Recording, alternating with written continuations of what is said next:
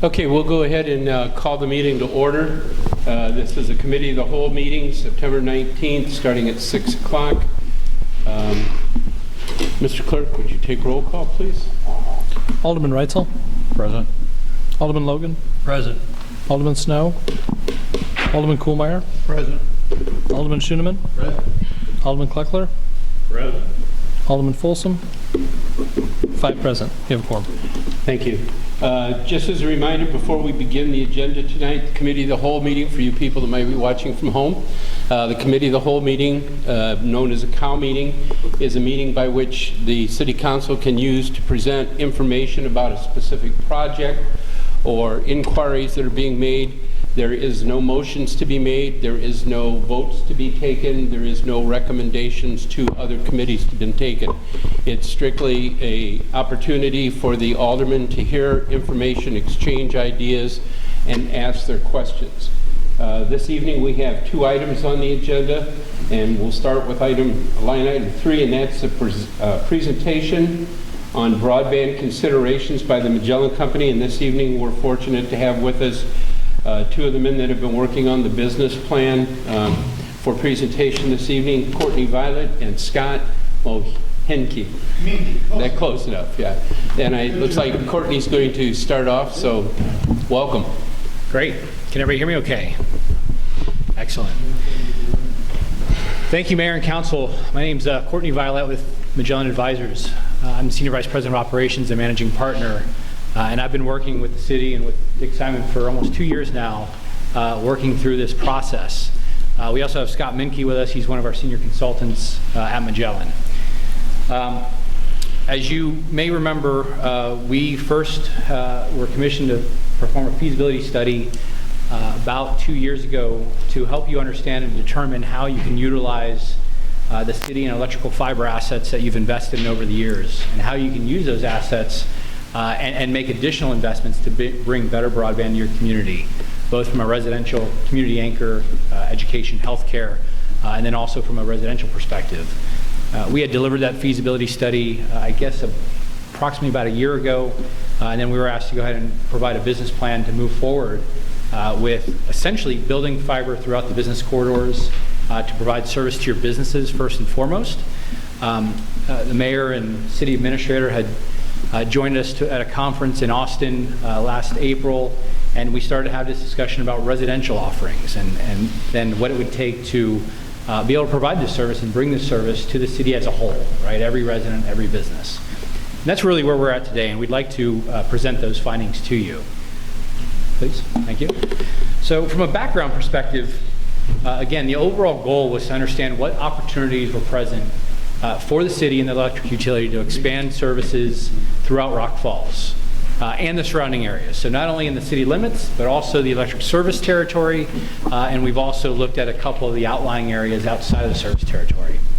The main goals for the study to assess the current market, who the providers were, what the services they were offering, what the satisfaction with those services were from your users here in the community, to determine what the needs of the community were, not only the needs today, again, of your businesses and your anchors, but also for future years, right, so that we can plan appropriately. We analyzed your existing fiber assets, of which you have quite a bit of fiber extended. I'd like to also add that as we work with communities across the country, there's a number of things we look for. We look for how connected are you to the rest of the area. So for instance, do you have the necessary connections into the major metro areas like Chicago? And the answer is yes, you do. You have fiber that runs along the highway that interconnects your city to Chicago, and you have ownership rights in those assets. That is a big part to this. We also look for data center facilities.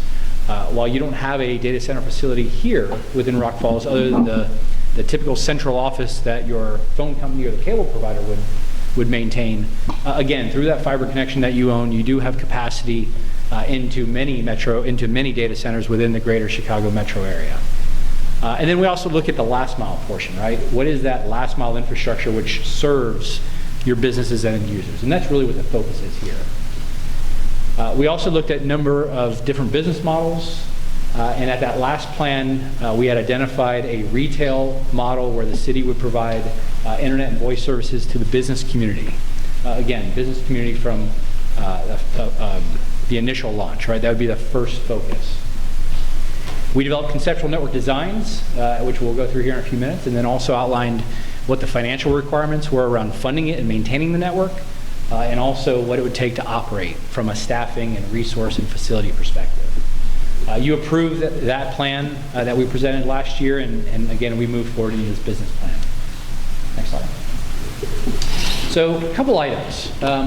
Recently, the FCC redefined what broadband is from a speed perspective.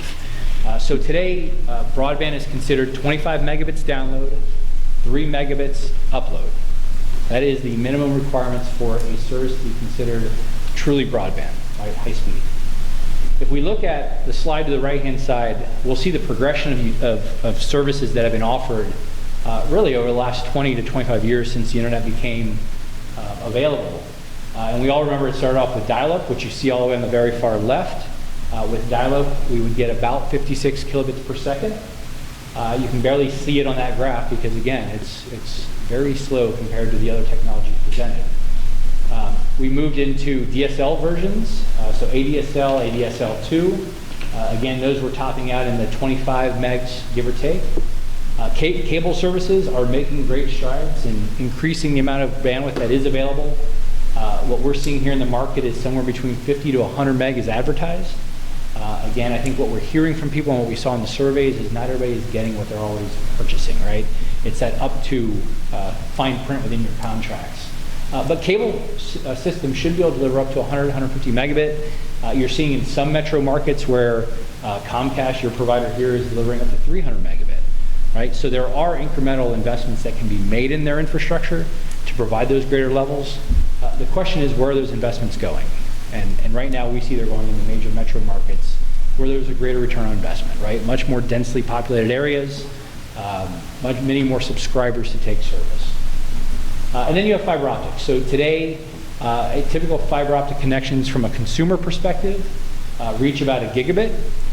So that is magnitudes higher, 10 times more capacity than you can get on a typical cable system.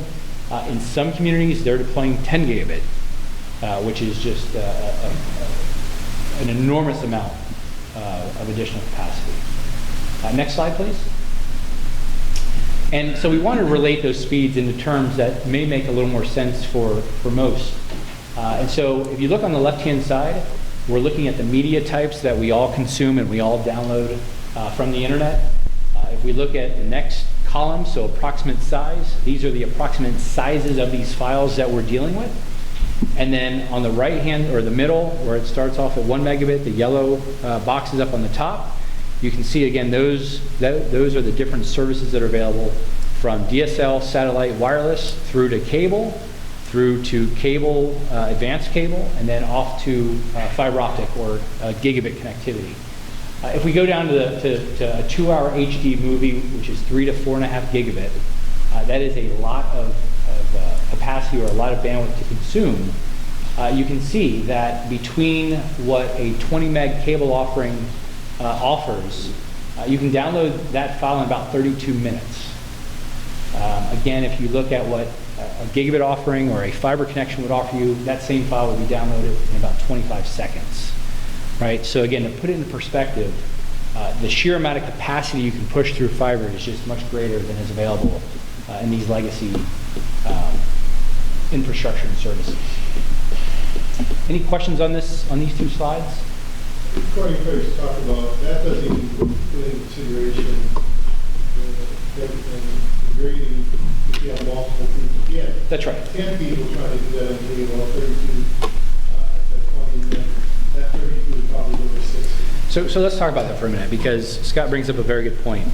So your legacy systems that are here within Rock Falls and that are in most communities today are built on shared capacity, meaning in my neighborhood, right, there's a line that comes in that neighborhood and all of the homes in that neighborhood share that capacity.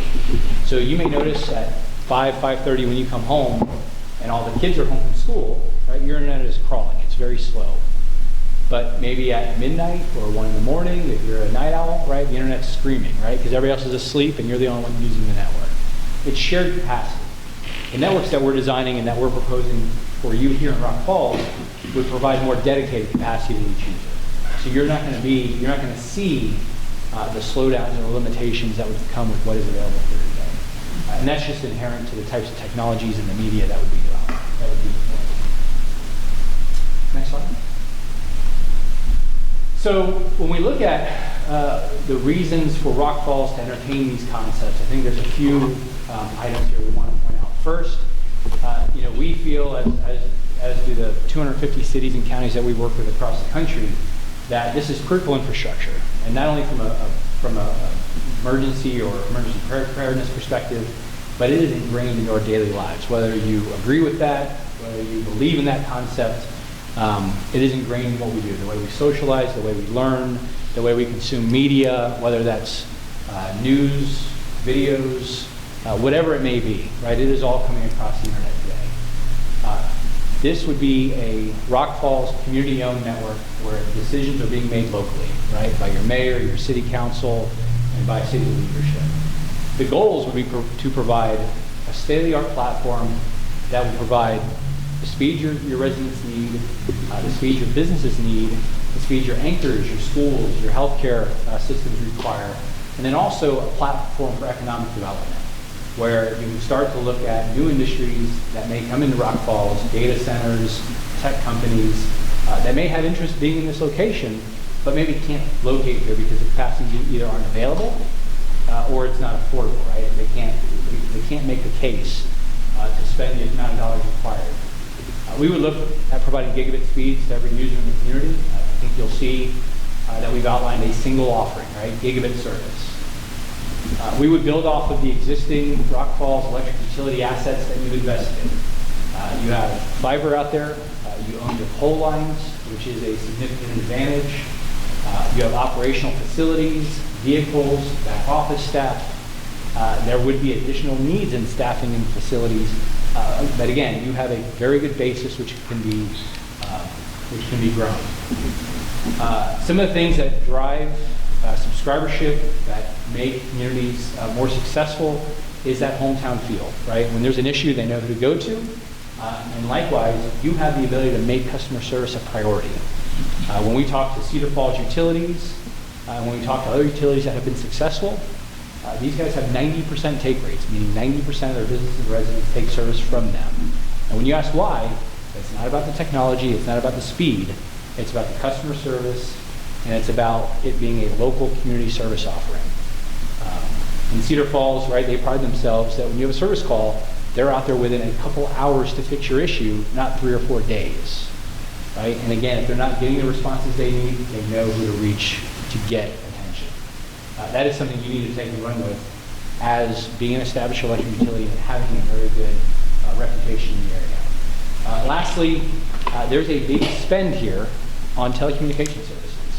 If you look at the aggregate spend in your community from a business, residential, and anchor perspective, you'd be amazed at the sheer amount of dollars that leave the community over a 30-year period, right? Could those be kept here local and reinvested back in the community to build this network? The answer is yes, absolutely. Next slide. So this slide shows a couple things. First and foremost, it shows the existing fiber that you have today and that you use to manage the electric utility, to provide connectivity to your municipal facilities and other anchor facilities, and also to serve some of the business community as you have providers that are leasing fiber from you again today. We would recommend an initial build out that would focus on your core business areas, the core commercial corridors, again focusing on business services first and foremost, but we've included capacity in the network to provide for the residential services at the same time. And so what we mean by that is the recommended approach, and you'll see this here in the next couple slides, would be to build out the initial backbone in those major corridors, and then use what we call a fiberhood approach to deploy residential fiber services. And we'll talk about what a fiberhood approach means in a minute, and it'll start to make a little more sense. Next slide, please. So again, let's talk about the market strategy. When you enter the market as a telecom provider, this is not like electric or water where you are the only game in town. Right? This is a very competitive business to be in. You've got providers here today that are entrenched in offering services. So when we look at the market strategy, first and foremost, you've got to offer superior services at a in a much more long-term sustainable fashion. Again, today you can get 100, maybe 150 megabits per second. We know that some of the incumbent providers here are marketing gigabit speeds and up to 300 megabits. We have not been able to validate that here from a service offering. So when we talk about superior services, a gigabit offering is multitude times faster than what is available here today. The fiber platform is a much stronger platform to offer services much longer sustainable-wise from a sustainability perspective. Fiber from an investment from a financial perspective, 25-year financial life. When we look at useful life under proper installation, proper maintenance, 30, 40 to 50 years without upgrades within the network. Superior customer service and support. Again, you've already got this within the electric utility. You need to carry this forward and push this as you deliver telecom services. We need to offer service packages that reflect customers' preferences. One item you're going to see here in a few minutes is we are not recommending you offer video as a service, and we'll explain why. But again, having the ability from a business perspective to create business packages, different speeds, different qualities of service, different guarantees, and then different telephone packages to support the different types of businesses in town are going to be important for you to be able to offer. Long-term pricing stability. We've priced in an annual increase within the model just like you would in any other utility. But again, that's up to you from a city council perspective on whether a rate increase is appropriate. You may not need to have a price increase to sustain. But again, those decisions are made locally. Integration opportunities, right? You have utilities that you offer. There are clear opportunities to use this network for things like AMI and smart grid, meter reading for your water sewer. All of this can be easily integrated. In addition to other services around surveillance. I don't know if that's a good or a bad statement in this community, but it varies greatly where I am. But sensor networks, we have a number of cities that are installing advanced license plate reader cameras so they knew who is coming into the community and when. Those are things that communities are deciding to deploy, and connectivity is a very key part of that. Lastly, economic development opportunities, right? What does it mean for your businesses that are here and for those businesses that you would like to recruit to the community? Next slide, please. So when we look at proposed products and tentative rates that have been identified, from a residential perspective, there's really only one speed we would like to offer, that we would recommend you offer, and that is gigabit internet, right? That is priced right now in the study at $70 a month. The goal was to offer, again, a superior product from what is here today, or what is available here today, and to offer it at a market price, something that is within current market rates. We would also recommend you offer a internet plus phone offering. The phone offering could be a typical replacement for a traditional home phone. It could be a voice over IP offering. Any of those would be available, and that package would be $99 a month. Again, we're not recommending video as an offering. Some people are going to take issue with that because this day and age, everybody still likes to have a single bill. But I think you'll see and you'll notice over the last year there has been there have been many news releases about internet packages offering, or about video content providers offering internet-based packages. DirecTV announced, or AT&T announced just a few months ago with the acquisition of DirecTV, that channel lineup is going to be available over the internet later this year. That is the first, what we call linear TV package that has made that available. You've seen the Hulus and the Slings and a number of the other cable providers starting to make not only their content, but starting to package different channels. Sling TV came out with a 14 or 15 cable TV package, including ESPN and some other sports channels. So we're starting to see a dynamic shift in the video market, and I'll explain that a little more here in a minute. But that is why you don't see a video offering up there today.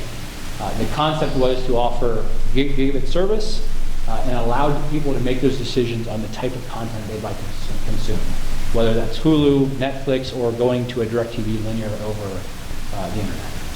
I think it's important, and correct me if I'm wrong, Courtney, but the build-out that you're presenting to us this evening in the business plan, in the future, should those packages become available, the system that we're building out and will have in place will be able to handle it without any further build-out, just connectivity to that. That's correct. So that all that content, right, would come in through your main internet connection through Chicago, would come into Rock Falls, get distributed across the system. All of that content today, if you use Netflix, Hulu, it's coming over your internet today, right? Comcast, whoever your provider is. So yes, it would be available on the network at much faster speeds. From a business services perspective, we would offer tiered service. And so we're looking at 100 meg by 50 up. That would be the base package available for $119 a month. A 1 gigabit by 500 meg would be available at $350 a month. And then you would have voice services that are customizable.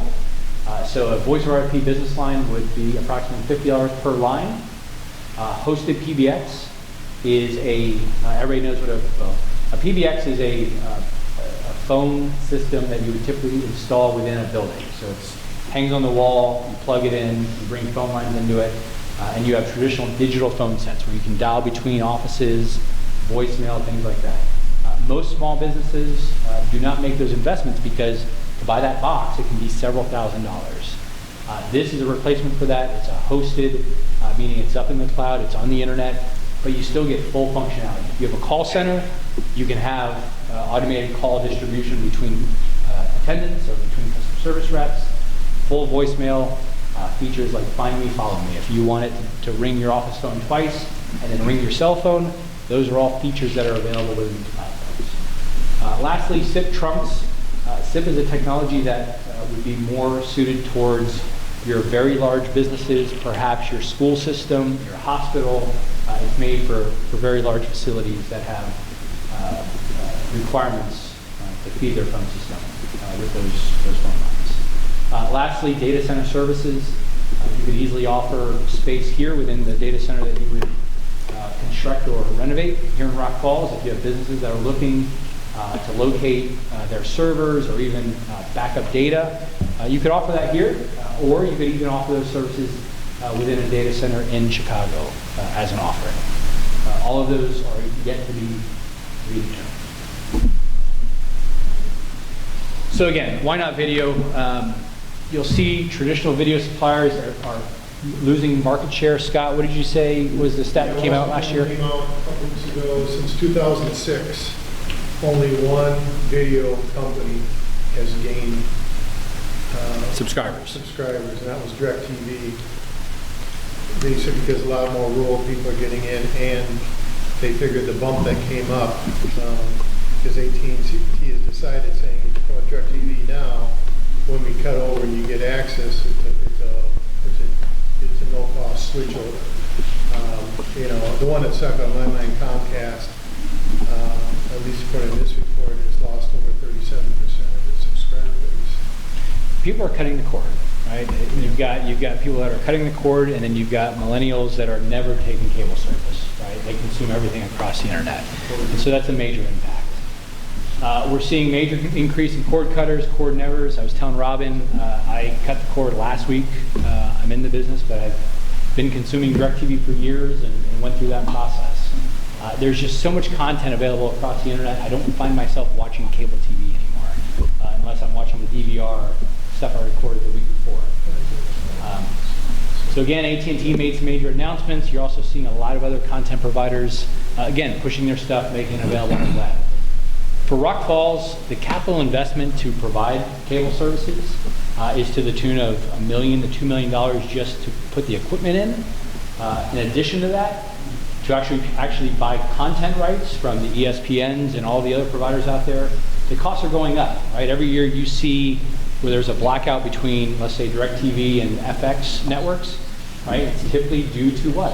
It's due to the wholesale agreements for the content, right? Content costs are going up. Unless you have thousands upon thousands upon thousands of subscribers on your network, it's very hard to make money in video these days. Yes, sir. The difference is the same service between business and residential. I think the difference in price.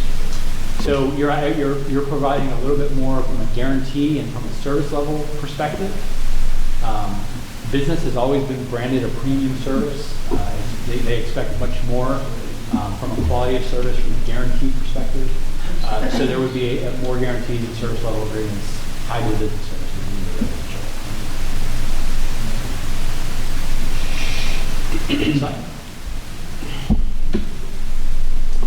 So we modeled two different concepts, and I'd like to speak to them briefly here. The first deployment that we modeled was to build the entire city out in one fell swoop at one time.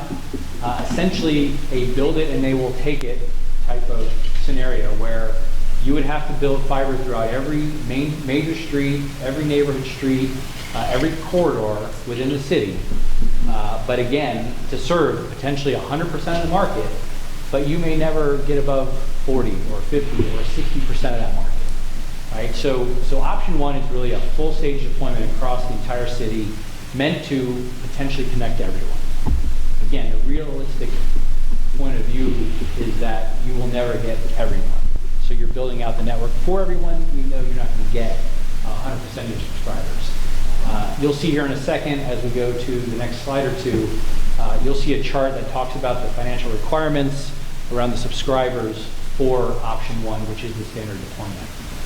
Option two is using a fiber hood approach.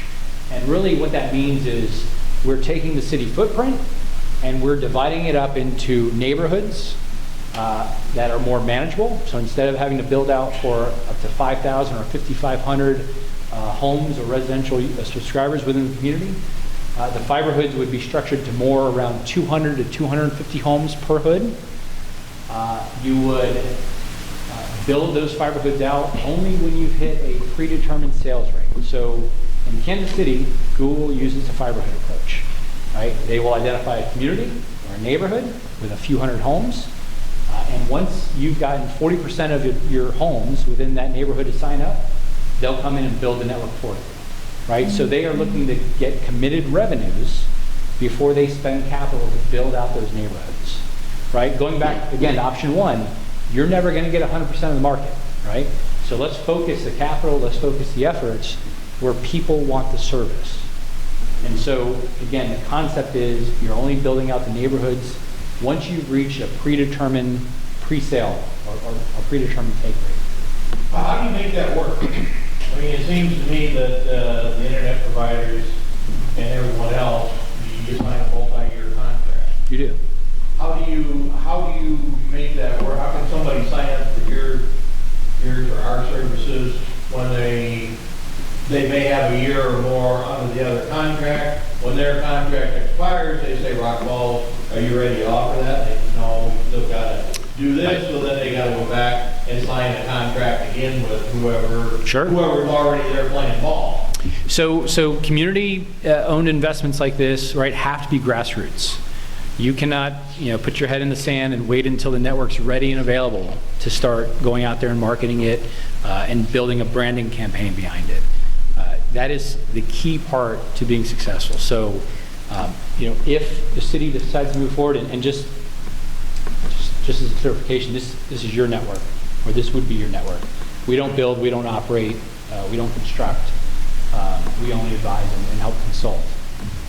But again, if you decide to move this forward, as you're doing construction of that main backbone as we talked about, right, the branding, the marketing for residential services should already be up and out there. There's no doubt that once Rock Falls advertises and begins that campaign, that the provider will start to look at, locking people into contracts, reducing prices, doing anything they can to lock in that share. There's a few ways to deal with that. Again, first and foremost, you have to be out there, you have to be very public, you have to advertise and market as much as possible.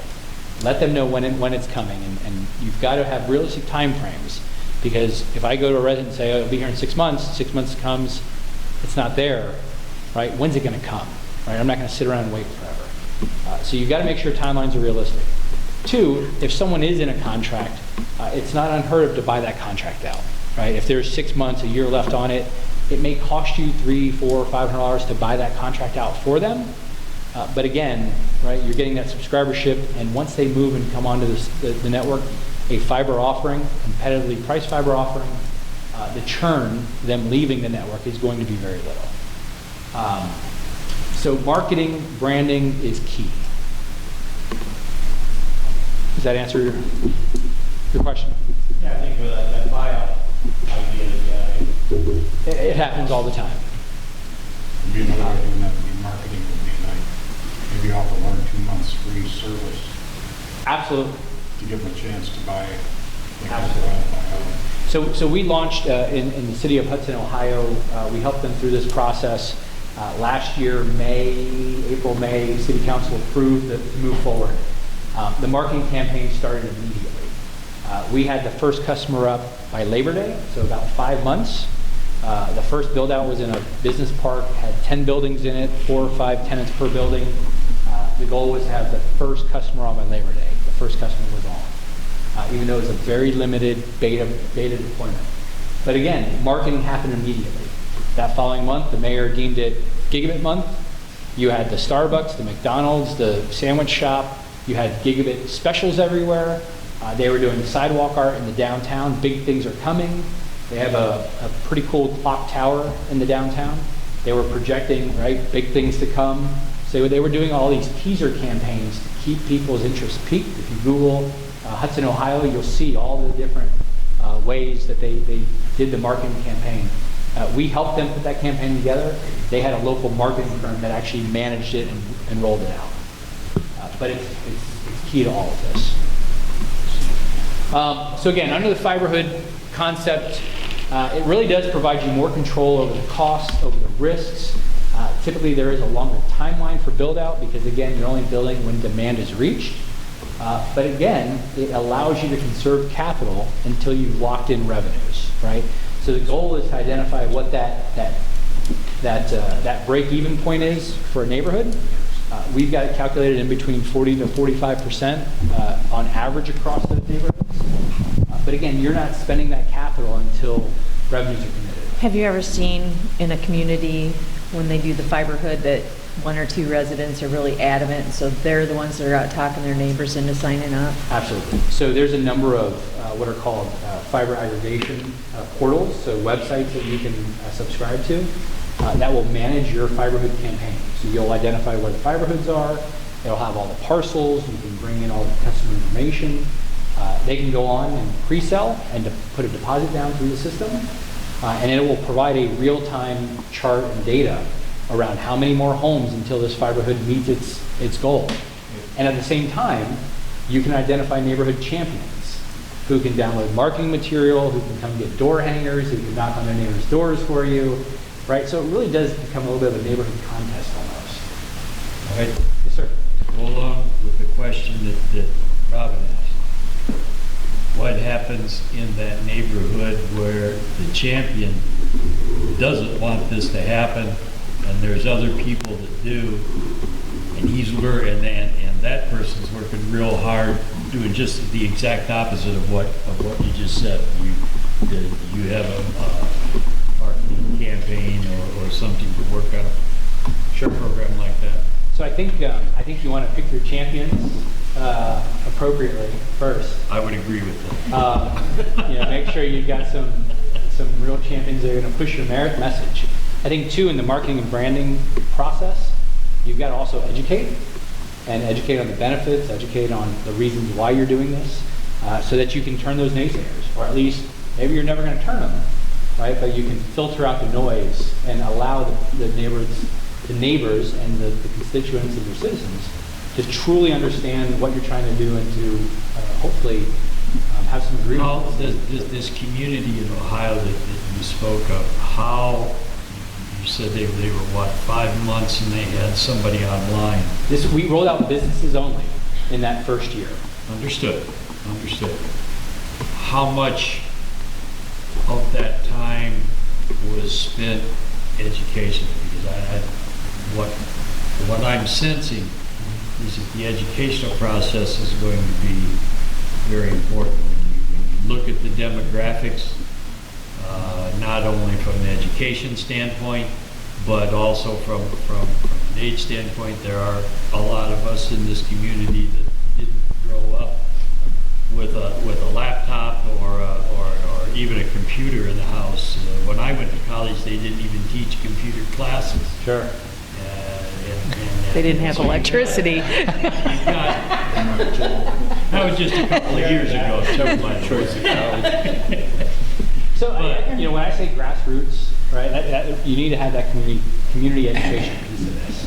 And so, as you move forward as city leaders, every time the Rotary or anytime you have an option to go speak in front of a group, HOA meetings, whatever it may be, right, this needs to be a part of that core message that you're out there pushing. It can't just be, right, we've added some terms and some knowledge on our website, go look at it. You have to get out there in the community and really push the message. So Just like you would for any other major, capital project or, bond referendum or anything else that you do. My background before I retired was marketing, and it wasn't marketing of things you can't touch and see. It was big things, okay? And there's a world of difference. There is. In that type of marketing. So that would tell me that somebody, even with the experience or whatever, on the level that I had, isn't going to be the right person to do this. You have a network out there of people, because to me, just from what little bit that we've learned so far, we don't have a marketing person. Why don't we just quit wasting each other's time right now? Because if we don't have somebody here doing that, somebody with the kind of knowledge like what you're talking about, this isn't going to fly. Right. Regardless how great of a program it is, it's not. And that's the big shift of the mindset being a municipality, right? Because you've never had to go out and compete for services. Exactly. They take your water, they take your sewer, they take your electric, right? And that is your service area, right? So that is a big piece. So Kyle Hollyfield, who's been here, he's presented to City Council, perhaps? I know he's presented to Electric Board before. So Kyle is 67. He's on his third retirement. He's been with us for 3 years. He is our Senior Vice President of Operations, or of Marketing and Business Development. He marketing background, University of Tennessee, Procter & Gamble marketing. He is the one that worked with Rock Falls to develop their marketing plan. He's the same one we would help bring here if you would like us to help that one. But at some point, you've got to have someone local I was going to say, that's going to take it and run it. That's all well and good, and that's great. And obviously, that would be part of the contract and part of the service for that kind of help. But we need somebody. We would need someone as an employee Yes. here. An employee or even a commission structure for some local people. So there's a number of different ways to do it. You'll see in the model we've developed, there is a staffing position for marketing. Right, and what Kyle usually does is he comes in and exactly this, he sets it up. He tells you, here's all the things you need to do. If you figure design door hangers, you want ice cream socials, or like they did in Hudson, where they got a whole bunch of kids on a Saturday with colored chalk and went on the chalk and wrote something big is coming. And, it was just a really community involvement. But he'll sit and train whoever you would have here and say, okay, and of course then he's always available for what ifs, but when he comes around, they're fairly well trained and they know what to do. And then usually, it doesn't take a lot to keep it going as long as you know these tools. And that's why we say, maybe a half a person to drive it, and you can use outside, to do a marketing material, things like that. In Hudson, they used a marketing firm to develop all the logos, we don't do logos, the graphics, and all that stuff, right? But there's good local firms here, I'm sure, that can assist with that portion. But you've got to have somebody out there from a business perspective, knocking the doors, making the relationships, right, and pushing the service. And he was where I used to use a senior marketing VP for a utility company. Bristol Virginia Utilities. And he was there for quite a few years, so he's seen it all. He was chairman of the board of Fiber to the Home, which is the largest consortium. He's on the board of broadband communities. You sit down and talk to him, he'll be blown away. That's good, yeah. So back to the fiberhood explanation. So if you could imagine, for Rock Falls, we sectioned it into 20 different fiber hoods, again, 20 different neighborhoods or communities, if you will. Pre-sale, and again, this is just an example. Pre-sale uptake is 40%. So once a neighborhood reaches 40%, you would then come in, construct the network, just the network within the main streets. You're not connecting every home within that neighborhood, but you're bringing the fiber facilities to the community so that anyone within that community can connect when they'd like. At the same time, you've already got 40% of the community signed up who you're going to connect, okay? Within our financial models, and you'll see this here in a second, we make some assumptions to understand the models. And so in this case, we identified 14 fiber hoods over, Scott, 5-6 years that would take service. Right. That was then injected into the model to provide financial analyses. Next slide, please. So this is just a graphic of Chicopee, Massachusetts. This is a project we just wrapped up a couple months ago. Again, fiber hood deployment. We did an option 1, option 2. Option 1 for them, 21,000 households, was $34 million build out. The fiber hood concept, and that's what I wanted to show here just so you understand, all of the orange lines are their existing fiber. It's the existing fiber that the municipal electric department already owns.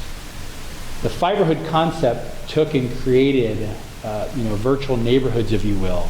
We try to keep it between 250 to 400 homes per neighborhood, but you can see the boundaries of each of those neighborhoods. Here in this case, there's not a single, there might be a couple neighborhoods, where they would actually have to extend the fiber to reach the neighborhood, but almost every neighborhood within Chicopee has fiber already connecting it, right, running through the neighborhood for the electric utility. So the backbone, which is similar here, is already in place. Next slide. From a staffing perspective, there are a few people from a management perspective that are required. Your communications superintendent or manager, whatever they're called, would oversee the entire operation, would oversee field staff, would oversee back office, meaning accounting, finance, budgeting, customer service, and would also, again, oversee the vision, the goals, and make sure that those are executed upon. You would need a sales and marketing coordinator, someone that would be out in the community, shaking hands, building relationships, and pushing the service. We figured there'd be a portion of a full-time employee for accounting and finance. One of the benefits, again, around Rock Falls and the electric utility is you have back office in place already. You have customer service, you have accounting and finance. So we would look at adding a portion of a person to oversee the telecom enterprise. And there would be some potential sharing of resources between the city and the utility, just like there is today between the city and the electric utility. At the staff level, you would have a field services crew chief, someone who is overseeing the outside plant, the fiber build out, and then the maintenance of the fiber, and also the connectivity or the connections to the homes and businesses. You would have 2 technical resources that would be in the office, maintaining the data center, ensuring that the services are being delivered and that they're being delivered optimally. And those are the voice technician and the head-end technician. Really, those are the 2 positions that would back each other up. That's why we have 2, so that someone is always available and on site or available to oversee the operations. 2 field technicians who would oversee connecting of the homes and of the businesses, actually maintaining the outside plant, doing things like splicing, running drop fiber.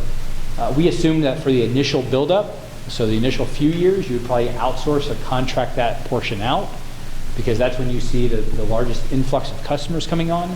And then when you get to a steady state or where it starts to trickle off, where you may have 5, 10 a month that are coming on, then you can manage that internally. And then also customer service reps, we included 2 full-time employees there. Robin, did you want to add anything on the staffing? No? Any questions so far? You would need the staffing level, even if you just got the business portion going and not the residential, is it like minimum staffing? It is, and then there's a couple here that you could probably stage in as the residential starts to come online. But yes, there is a small portion of this that would be needed immediately as the network's starting to be constructed. And then as you start to roll into operations, you would add on those additional staff. Depending on how the network does from an uptake perspective, you may need to add additional positions. As you'll see here in the financials, right, we typically assume around that 40%, 45%. It's what we're seeing as around an industry average for municipal, electric utility build-outs. If you did 85%, like Cedar Falls does, right, you're going to have many more subscribers on the network. You may need to augment that with additional positions. Not from a management perspective, but customer service reps, the field technicians, those would be more likely impacted with more subscribers to handle. And now each structure in town would have to have this fiber cable run to it. So you would, I mean, if they want to be a customer. If they want to be. it would be a fiber optic cable connected to it, yes. If they wanted to be a customer, yes. We do understand that there may be some areas outside of the electric service territory that we may want to look at potentially down the road. And there may be a wireless piece of this that could be extended to provide that level of service. How does that wireless work? So typically there's multiple ways. It's not like you find here where it's Wi-Fi, right? It's not meant for your devices to connect. But there is point-to-point. So you actually have a transmitter on one side, a receiver on the other side. I myself, I live in rural central Florida. I'm 3.5 miles from pavement, a neighbor. I have a small dish about this big on my roof that shoots 8 miles to a nearby tower. And so it works okay. Speed's not enough for me, unfortunately, but I'm not home a lot. But it's funny, because when it's bad rainstorms, DirecTV goes out, but my internet is up. So it does work, it does function. There is a major difference in speeds and capabilities than what you would have here in town across a fiber backbone. Now, does that speed that you come out also affect when you have Wi-Fi in your home or your business? So you will typically get, X amount of speed delivered to your house. So what we're proposing is you'll have 1 gigabit delivered to your home here in Rock Falls. 20, 30 devices, 40 devices, it really doesn't matter, right? It's about the applications and the amount of data you're pushing. At my house, I have 15 megabit wireless. Works great when I'm home working, when I'm on conference calls, when I'm doing video conferencing. As soon as my 3 kids come home and they get on Netflix or start to do any type of homework, I might as well shut my laptop and be done for the day, right? You're not going to see that in town across a fiber optic backbone. If you're 7 miles outside of town and it's a wireless solution, there may be capacity issues if you have 5, 10, 15, 20 devices in your house. Absolutely.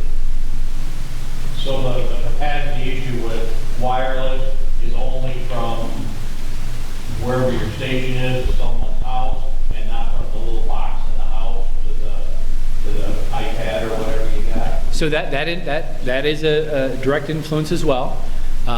So what we would propose for Rock Falls is that you're putting in a carrier grade indoor wireless gateway, it's called, which is going to provide much better speeds to your end user devices than you would find if you went to Best Buy and bought a D-Link router or a Netgear router.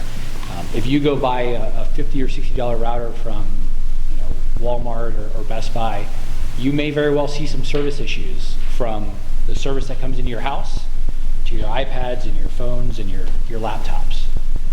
Those devices they're consumer grade devices that do have some limitations.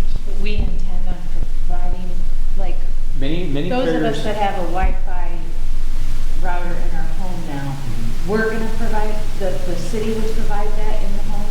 So this is a big philosophical debate we have with a lot of clients. Everything is moving into the house, right? The idea of putting the ONT or the device on the outside of the house and then washing your hands and being done with it is kind of going away. And the reason for that is if you go buy a D-Link router from Best Buy and my iPad is super slow at home, who am I going to call? I'm going to call the city because I'm getting service from the city. So from a customer service perspective, right, do you want to be like the incumbent provider that says, well, you bought a D-Link router at Best Buy, sorry, I can't help you? Or do you want to provide that as a service where you can actually peer into and see the device on the other end and actually be able to run analytics against it and say, here's your issue, right? It's a customer service issue. It's also an operational issue because you do have to get into the house, right? If there's a service issue.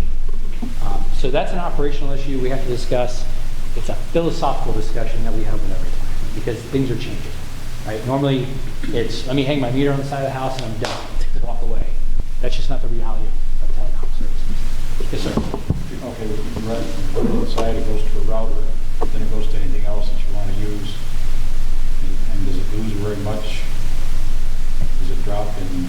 So again, it depends on the type of router you put in your house, right? The wireless device. What we're proposing is that you whatever equipment you put in to power the network, that those devices are also from the same vendor, and that they're put inside. The newer devices have 4 or 6 different directional antennas. They're using technology called beamforming, meaning not only are they just distributing the Wi-Fi signal, but they're identifying where devices are in your house, and they're triangulating the signal much stronger in those areas. Now, if you have a 3,000, 4,000 square foot house, and your internet comes in on the west side, you may see some signal issues, right, upstairs on the other side of the house, just because of the physical limitations in the size of the home. But they make devices for that, right? You may need to put in 2 wireless access points. But I think most of your 2,000 to 25 square foot homes are going to be able to function off one of these routers, so because it's a carrier grade. You're not going to see much drop then with a good router. That's right. With a carrier grade router / wireless device, it's going to be much more high power than you get going to a Best Buy or Walmart. And what's the difference in price between that $50 one and that? Sure. So typically, right, when we looked at deploying ONTs, they're optical network terminals. That's where the fiber terminates in your house or on the side of your house. Those range between $250 to $350 per home, and those are built into the model already. Now, you can provide that, and then ask the customer to go out and get their own router from a Best Buy or Walmart, go spend $50 or $60, and that will wire into the outside or the inside unit. Today, they're providing combination units. So it's an ONT, and it's the Wi-Fi gateway all in one box, right? So for that $350, that $3 to $350, it's all comes together. There's no additional cost for a new wireless gateway. You have that in the model now? It's all in the model. So that makes everything in the house wireless? It does. It's even doing wireless TV set-top boxes. It doesn't make the things in the house wireless. It provides the wireless Well, signal. I mean, if you don't have a smart TV, it's not going to make your TV wireless. Right. Your devices. Right. Your devices have to be wireless. We're not doing it. But if you have a smart TV in your house today that you're going to want to watch Netflix or Hulu over, It's not the one with the rabbit ears. that's right. What? Not the one with the rabbit ears. No rather. Yeah, but the internet you can still get the internet on your TV. You just need either a smart TV or like a Roku That's right. device. Or the USB, right, that you plug in. Absolutely. Next slide. So here's where we kind of get into the meaty details of this presentation. So I have 2 slides I want to show. The first slide is the one you see in front of you. This is, again, standard deployment, building out the citywide network to connect potentially every subscriber in the community. What you see on the top, 35, 35, 45, 45, 55, 55, and 70, 70, these are the different uptake percentages that we calculated in the model. And so what 35% means is that you would connect 35% of your residential subscribers and 35% of your business subscribers. 45-45 means 45% of your residential subscribers, 45% of your business subscribers, and so on. And so, again, under standard deployment, you're deploying the entire network to potentially connect 100%, even though in the models we're showing you're only going to ever connect 35 or 45 or 55 or 70. So that capital expansion or that capital spend is for 100%, but you're only going to caption a small subset of that. So under let's focus on 45%. Under a 45% model, what that would mean is you would connect approximately 2,300, 2,400 residential subscribers and potentially 260 business subscribers. The total borrowing, again, to build out that network to connect potentially everyone, would be $15.2 million. You would potentially see a positive net income in year 6, and that includes funding reserve balances for renewal replacement, capital expansion, and operational funds. Those would accrue at about $3 million. So again, I just want to point out that 15.2 total borrowing builds out the entire service area with fiber optics, right? And we put it on the streets? On the streets, on the poles, underground, wherever it's going to go. Not the house. Not to the house. Just prepare the areas. But again, it's the entire service area. As we look at the capital cost summary, the fiber build out is about $5.5 million. Again, to connect 45%, it's about $3.1 million in drop fiber. So that's the connection to each of the homes and the businesses, right? That last few hundred feet.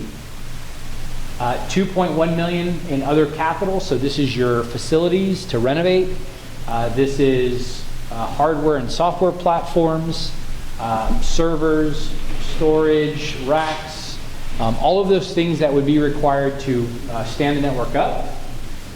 It also includes $2.7 million to cover your initial operating expenses for the first few years until you are bankrolling operating costs, right? So until you hit black. At the end of 20 years, at 45% take rates, there's about $4.6 million in unrestricted free cash flow, right? So this is extra dollars left over at the end of the 20-year period for you to do what you would like to do with, right? Reinvest in the network, build out further, whatever that may be. You'll see if we just look at the cumulative free cash flow across the bottom of the board, you'll see at 35% over a 20-year period, the system loses $6 million, right? At 45%, you're making money, but again, you're making about $5 million over that 20-year period. If you hit 55% of the market, you've got over $15 million in free cash flow. And if you do 70% of the market, you're at 31.2 million free cash flow, right? That's after debt service, that's after operating expenses, that's after everything. Again, build it and they will take it approach. Build out for 100%, even though you'll only get a subset of that. Any questions on the first option? Where do we see like wages and operational expenses of that content? Basically, the initial operating startup costs, half salaries and all that, but after, I think you put here, after 4 years, it should be self-sustaining enough that it covers the operating costs. So we're actually borrowing money for the, I think, 3 years or 4 years to cover that. The startup, all those costs are in the operating startup costs. Right, and sir, so you understand, Robin has the financial models that talk about the positions, what the wages and benefits are, the full cost summary for everything that we can share with you. The idea was that best case scenario is 45%. That the amount of money that we would be borrowing to begin the operations for everything we would do, that within that dollars would be the operating monies we would need for salaries and stuff for the first 3 years till it turned.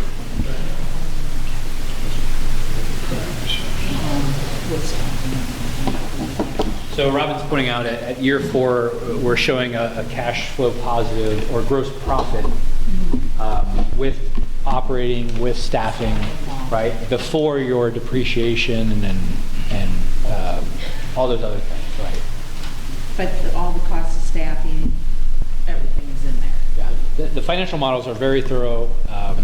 So all Consider selling just the internet or that telephone service too. that is just those 2 services, no video. Everybody would be buying that. No, we do a customer distribution. So when we look at 45% take rates, yes, we are assuming that 45% of the residential customers take 1 gigabit offering. but we have a subset of those that take voice offering. 65 would take the double play, 65 would take the internet only, and 35% would take internet plus phone. Right, so when we look at 45% residential, we're saying 65% of those will just take the basic internet package, 35% of those will take internet plus phone. So there's a distribution within the services. Same thing on the business side. We would skew the basic package higher, right, and the gigabit offering on the business side lower, for the mere fact that Rock Falls, from a business makeup, is small, medium businesses, right? You have a number of larger companies, enterprise, but those are fewer than your typical your storefronts. I can show you. Yeah, for people I talk to, anybody, you ask them, what would you do with your telephone? If I had to get it, Right. I cut the wires right away. I mean, they have no use for Right. hardwired telephone. It's been trending that way for a long time, and the carriers have realized that, right? They have been going to the states and asking to get rid of carrier of last resort, right? Traditionally, in the telco world, when telecom companies, when the ILECs, the AT&Ts, and everybody were granted this area, right, they had to provide phone service to everyone. It didn't matter if you were 2 miles off a beaten path, right? They had to provide you phone service. They've now been going to the state legislatures and getting that ruled out. They're getting rid of all the copper networks. You saw recently Verizon sold California, Florida, and Texas wireline. So they see phone services on the decline greatly. It's also one of the reasons why we're not recommending that Rock Falls go out and buy a phone switch to offer service. We're recommending that you find a wholesale partner that will deliver you a service and allow you to private label it, right, make it your own, but they have all the responsibilities for the equipment. In Hudson's case, Hudson, Ohio, they contracted with Momentum Telecom, which is a cloud-based, internet-based phone provider who allows you to take their service and private label it, wholesale it, and make it Rock Falls telephone to offer. You don't have to buy it. There's no capital outlay. Is there an opportunity to do the same thing with the Video? Yeah. There are. There are wholesale providers out there that would allow you to overlay that as a video offering. And again, our recommendation to Rock Falls is, under the right circumstances and if you find the right partner, as long as it's cost neutral to the city, Understood. right, that it would be a good service to offer. If you can buy it at $35 and resell it for $50, right, and actually make a profit for managing that as a service, it would make sense. But it does not make sense to go spend $2 million and deal with all of that. And we don't have a big enough service market that we could really command anything from a negotiation standpoint with any of the providers. That's exactly. The big guys have problems with that, let alone. Right. That's right. Let's put it in. I know everybody's got good questions. Move into the. Sure. Here we go. Fiberhood. There we go. So under the fiberhood deployment, again, you're only going to build out to the communities that want the service and that reach a predetermined take rate. What we've modeled and assumed is that out of the 20 fiber hoods that we identified in Rock Falls, we modeled 14 of those taking service, so about 70% of the fiber hoods. Within each of those, the goal would be 45% uptake. And in the model, we grew that. So a fiber hood enters the model at 45%, and then over several years, we grow those to 55%. On the business side, so as you look at 45, 45, 55, 55, and 70, 70, the first number is your residential uptake. The second number is your business uptake. So again, on the residential side, you'll see the first is 45, 55, and 70. Under the 45 scenario, just so you understand, apples to apples, oranges to oranges, you would connect about 1,862 residential subscribers, 259 businesses. Total borrowing would be $13.2 million. Positive net income in year 6. Total reserve balance is $2.4 million. The cost summary, initial build out, so focusing on the business corridors, your major business areas, is about $700,000. That would be your first build out. We'd recommend you start offering business services immediately, and then you begin marketing as the network is being constructed to the residential markets. The fiber build-out to build out 14 of the fiber hoods would be about $3.4 million. About $2.5 million in drop fiber. Again, that's the last couple hundred feet to the home. Your other capital costs around hardware, software stay consistent because, again, it's a data center and the equipment supporting. $2.2 million. Initial operating startup cost, $2.6 million. When we look at a 45% take rate, there's about $1.5 million of free cash flow left in the system afterwards. As you look at 55 and 70, you'll see that free cash flow grows to $9.6 million and $21.4 million respectively. Again, only on those 14 hoods, right? If we built out all 20 fiber hoods, right, those financials are going to look much greater, but we don't anticipate that you'd get every single one of them unless your outreach and your grassroots efforts and your educational campaigns did very well. All right, we talked about that there's 2.2 in there that would cover a data center. Yes. Data center, So we showed all that, the equipment. all the equipment for it. Now, we showed that as a capital expense, but we didn't show any income coming in from renting out stalls, did we? Or did we? We did not. So And that's why anything that left we it as would rent out in the data center then would be, additional revenues. okay. As would video. If you were to find a video offering where, again, you can wholesale a cable TV offering, buy it at 45, right, sell it at 55, there's also that additional revenues there. Is there a model that is strictly business and no residential? There is, and that's... Does it work or not work? It does. It does. There's just not a great impact because there's only a few, a couple hundred businesses that could take service. The market's just not big enough. So one thing I'll point out here is if you look at the other capital hardware software facilities, that $2.2 million, that is a minimum ante to get into business. It doesn't matter if you have one customer or 10,000 customers, that cost is there, right? Even if you did business only, you've still got to put in a data center facility, you've still got to put in routers and switches and all the equipment. So, obviously if you can spread those costs out amongst more subscribers, right, the overall cost structures are going to be better.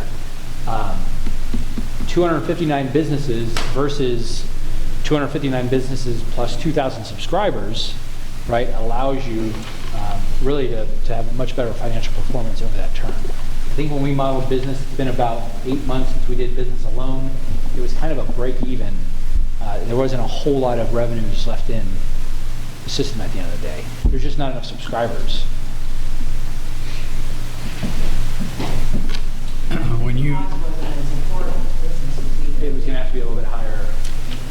Yeah, there's definitely, the more subscribers you can have in the system, the more flexibility you have with rates and those types of things. Yes, sir? does this model have a price for the customer to buy in or like pledge or buy equipment, deposit? Scott, was there a deposit or a installation fee in the model? Not for businesses, there's installation fees, that's great. For residential, there's not. But we did put in, I believe, in fact, I think we put in a $5.99 lease for the wireless Right. router gateway per month.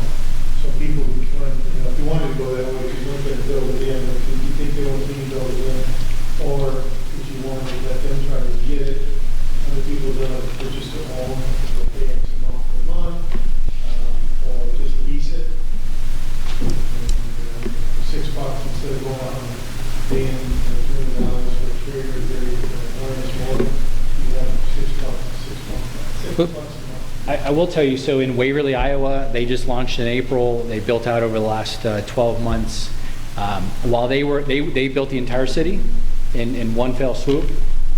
While they were out, while their contractor was out in the field doing construction, those crews were hanging door tags in the neighborhood as they were going. The city also put together a charter member concept, where if you signed up and you put down a deposit while we were in your neighborhood constructing the network, we would also run the drop to your house at that time, and you'd be a beta tester. You'd get like 3 months free to test the network and provide feedback, and I think there was even some preferential rates. But there was a deposit that was taken at that point. But to say that, hey, I'm going to be counted in this fiber hood where my house is, I would have to put up some kind of a... We would recommend that you take a deposit as you're going through that fiber hood campaign. And I think he's asking about how much, if you're asking $70 a month, what's the Right. cost? $100 deposit. $100 deposit. Okay. They talk a lot about Waverly, Iowa. Tell me a little bit, you know, is it like a city compared to Rock Falls, or is it It is actually. larger, smaller? It is. Do they have A lot of farming. all these people, your internet carriers already there, or is it something that's pretty much bare? It was pretty much bare. They had Mediacom, which is their cable company, had a local office for years. 3 years ago, they shut the doors and left. Windstream was the incumbent phone company there. They had DSL and cable services available, 3 to 4 day wait times if they ever showed up to come repair things. Very similar, right? Farming community, essentially, a number of big employers, but overall, very small, medium businesses. I think there was 5,500 homes or 5,600 homes, but I think it was 15 square miles. It's much more compact.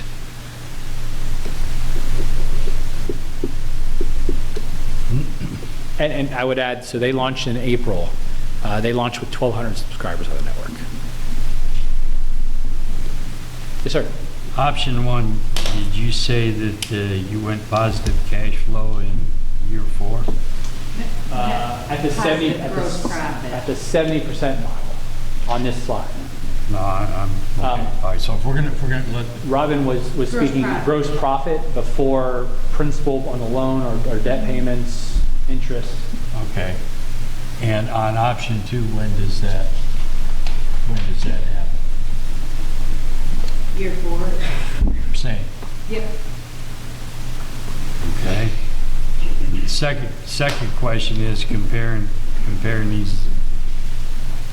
Where do you come up with the difference in the number of residential subscribers required under the 45% model for option 1 and option 2? Because you've got 500 home difference. So what happens, the option 1, when you build out the network, Yep. your available market is the entire area, right? Every home and every business. And so 45% of the entire market is going to yield a different result than 45% of 5 fiber, let's say.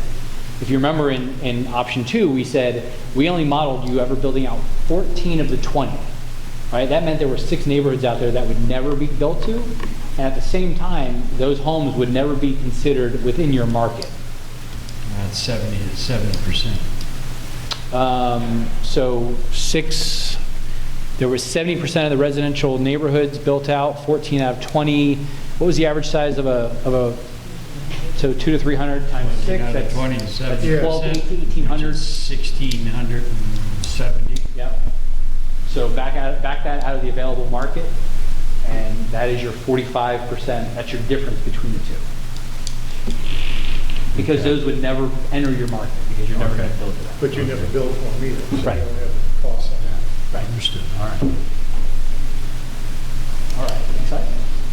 Is there a public relations deficit when you do this fiber hood, and you've got this section of town here, and they've got the high-speed internet available to them, and the south side of town doesn't have it? I mean, So I think it puts the onus on the neighborhood and the people that live there to rally the troops, if you will. I would say, you know, it also allows you to make sure that the mayor and city council doesn't get it first versus maybe some other areas of the town, right? I'm just saying. Rod's fiber hood will be last. Right. But then at the same time, you know, you may have neighborhoods that take it immediately, they're early adopters. You may have areas of town that don't for various reasons. You know, there could be grants out there that are available to help you build out in those certain areas. Because again, we're getting much more to a much more manageable, right? Few hundred homes. There may be grants available to build out some of those areas if there's issues getting subscribership. Yeah, but you're absolutely right. It is. You get low income areas, you're going, I can't afford that, or, older population. And that's a tough one, that's a tough thing. You want to, as a community, say, I'm gonna go support them and build out, just because I want them to be there, but may not make great business sense, or grants, or, put a low income type product out there, saying, for you, I'll give you 10 meg for $5 or $10 or something like that. But still, it's hard to recover the cost to build out at that rate. So it's more of a community, what do I want to do? But those are decisions you can make locally, right? If it truly is an issue, those are decisions as a city council that you can determine how you're going to tackle those issues. Most of your providers are supposed to offer a lifeline program, meaning if a child is on a free and reduced lunch in their schools, there's a form the school can fill out, they can turn it into your provider, and they offer a $9.99 or a $15 a month basic package. Those are far and few between, they're not very well advertised, and at this point we have not recommended that it gets incorporated into this offering. But if in 5 years you've got 70% of the residents taking service and there's some holdouts, for various reasons, perhaps a lifeline program could be available, because there's dollars in the system to allow for it. Yes, sir? Understanding that we only have the authority to do whatever is within our service area. Are there any restrictions for us to offer this service outside of our service area to whomever, a business, even another community or whatever? Is that, sure. Or are there restrictions there like there used to be with phone service and so on? We have not found anything in Illinois that would prohibit you from going outside of the area. Now, you would have to permit in the county or permit in nearby townships or cities. Understood. If you wanted to expand. There may be some franchising or right-of-way agreements that have to be negotiated.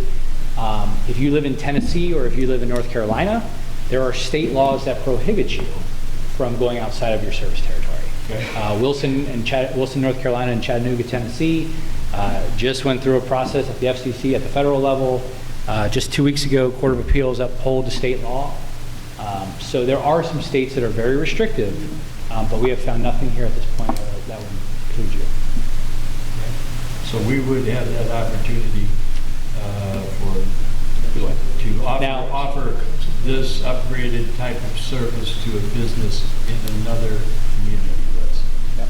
Now, for instance, if you wanted to go south, right, and if you're going to go aerial, you've got to negotiate pole attachments with whoever. We're going to have to negotiate pole attachments with somebody as soon as we go outside of our service area. As soon as you don't own the poles, right, there's certain things that you then have to go through. So yes, there is a process to go through. It's all with the same guys.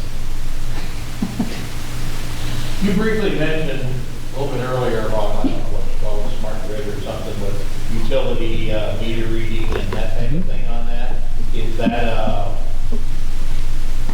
very viable option type deal, or is it just something else that's there? I'm going to allow Scott to answer this. He was the chief operating officer for Bristol, Virginia Utilities, water, electric, sewer, everything, telecom. Scott, you want to answer that? Well, the smart meters like the Lanny and Lives and stuff like that, the meters on the house, if you could hook everything to the internet, because not everybody took our internet, but they did, we hooked the meters right in. And then, of course, we had other ones who had the smart meters. We could get them by radio frequency by the trucks. What we did with that is a couple of things. Obviously, the cost, when you do overage, is where you get killed on the cost for electricity. So we would monitor. That gave us the ability to almost real-time monitor. We took readings on the ones that we had every 5 seconds. And if we saw that we were going into an overage, we actually had agreements and policies that we could cut and lower certain people for, they'd get a spiff or they'd get some kind of reduction in cost. Not a total run up, but we would reduce their cost. We put a warning out and things like that. And our cost reduced for our electricity was almost $200,000 a year just by that little bit. So we were so happy with it, we wouldn't put the meters on every house.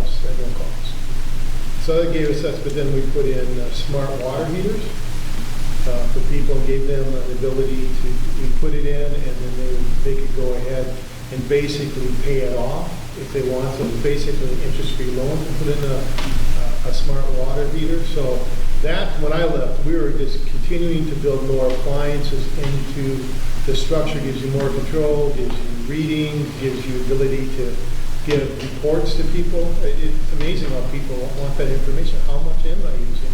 And then they use it to audit against their bill. So you got to be a little careful. You got to make sure your billing's right. But otherwise, they're going to come back in. But they love it. I mean, they would, right now, we were doing every month, they would get a report saying, here's your usage, here's your peak times, here's your other times. The cost plus the PR and the customer experience was invaluable for us. We felt it was really good thing. I mean, this is real time, right? Utilities are using this today. Absolutely.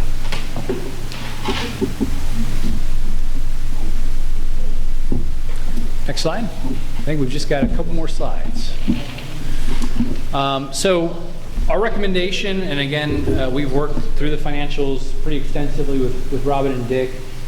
We believe that due to the overall cost to deploy, due to the fact that, again, you're most likely not going to connect every single person in town, and desire to mitigate risk, we recommend that you use the Fiberhood business model to deploy residential if, in fact, that is where you're going to head. We recommend you use your existing fiber assets and that you build out in the downtown, the major business corridors first and foremost, and then you follow up immediately offering residential services using the Fiberhood deployment model. Next slide. These projects typically are 18 to 24 months, full nuts and bolts, meaning construction, integration, turn-up, testing, in deployment. They can be escalated in some bit. The city manager in Hudson really stuck it to us. But again, a lot of things have to happen, a lot of moving parts, a lot of RFPs, vendors, partners. But again, it's about a 12 to 18 month period all in. Next slide. Risk analysis. So using the Fiberhood approach, the market uptake really allows you to ensure that you're going to pay all your operating costs, service the debt, maintain suitable revenues.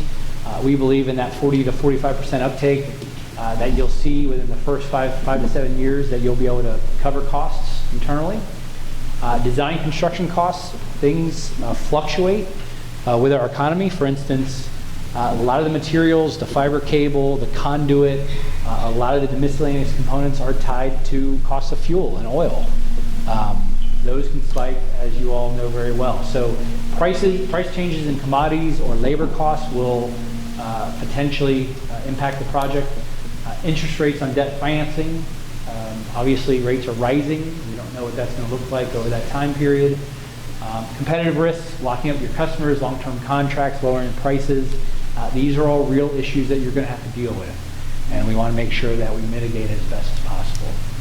Next slide. Next steps, should the City Council decide to move forward, design engineering process has to happen immediately. This is to essentially develop construction-ready drawings that can go out for bid, develop an implementation plan based on the build-out, the timelines, and the business model that you ultimately select. An implementation plan identifies everything that has to be procured, how it has to be procured, who the potential vendors are, all of the operating and technical readiness requirements, finding your business partners for upstream internet capacity, data center, all of the renovations, right? All of that has to be built in so that we can time and identify construction, turn-up, testing, and you can tell your customers when this is going to be available. Lastly, investigate and finalize sources of funding. Next slide. And that's it. We thank you for your time this evening.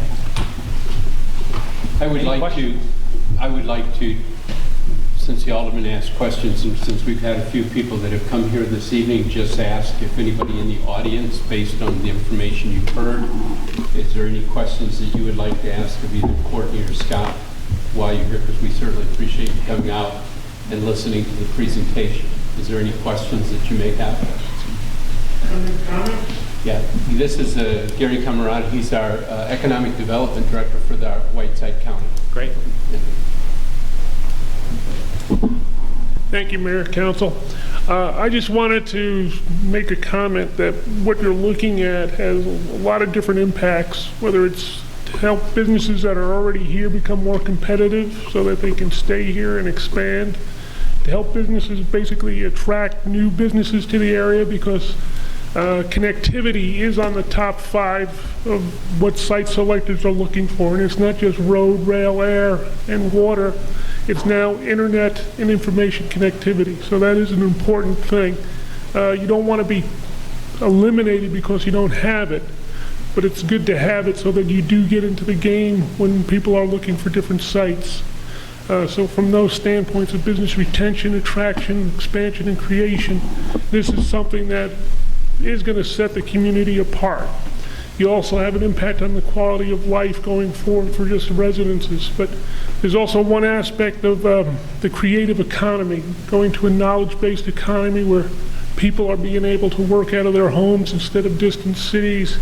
They now have access to a very fast, reliable internet form where they can be web designers, they can be looking at MRI films remotely and reporting back to the doctors and so on. So the options it gives the community just expanded greatly. So thank you. Thank you, Gary. Anybody else have a question or comment? Thank you very much for being here. Anybody with council have any last things for Courtney or Scott? On behalf of the city, we want to thank you so much for the work and the connectivity we've had with you for the last 2 years. That we're finally down to this particular point. We appreciate you making the trip here and hope that the storms don't prohibit you from getting out of the state later this evening. So thank you very much. Thank you. Yep. Yep. We'll have about a 5-minute break. To the next agenda item this evening, and that's item 4, presentation on phase 2 of the RB&W District Riverfront project.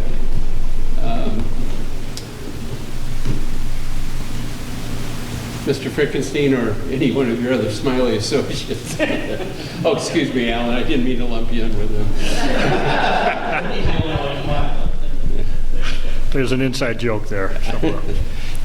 Well, good evening, Council. Yeah, we're here to give you a little presentation on the what's coming next on the riverfront. I'm hoping everybody's pleased with what they're seeing down there so far. We've heard a lot of nice comments on it. The riprap looks nice. The wall is all pretty much done. I think starting next week, the curb and pavement is going to start going in. Some of the electrical conduit is in, I believe. Is that correct, Dick? So things are progressing nicely. We finally had some good weather, so I think things are going well. As far as phase 2, I think Robin has oh, we did not. Okay, well, so we don't have a slideshow presentation? We do. We have like the buildings and all that. Okay. Okay. It's slow-mo, so the rest of us can follow. It's after 7. I get distracted. Pardon me? I'm glad you're prepared. No, we get it. It's changing.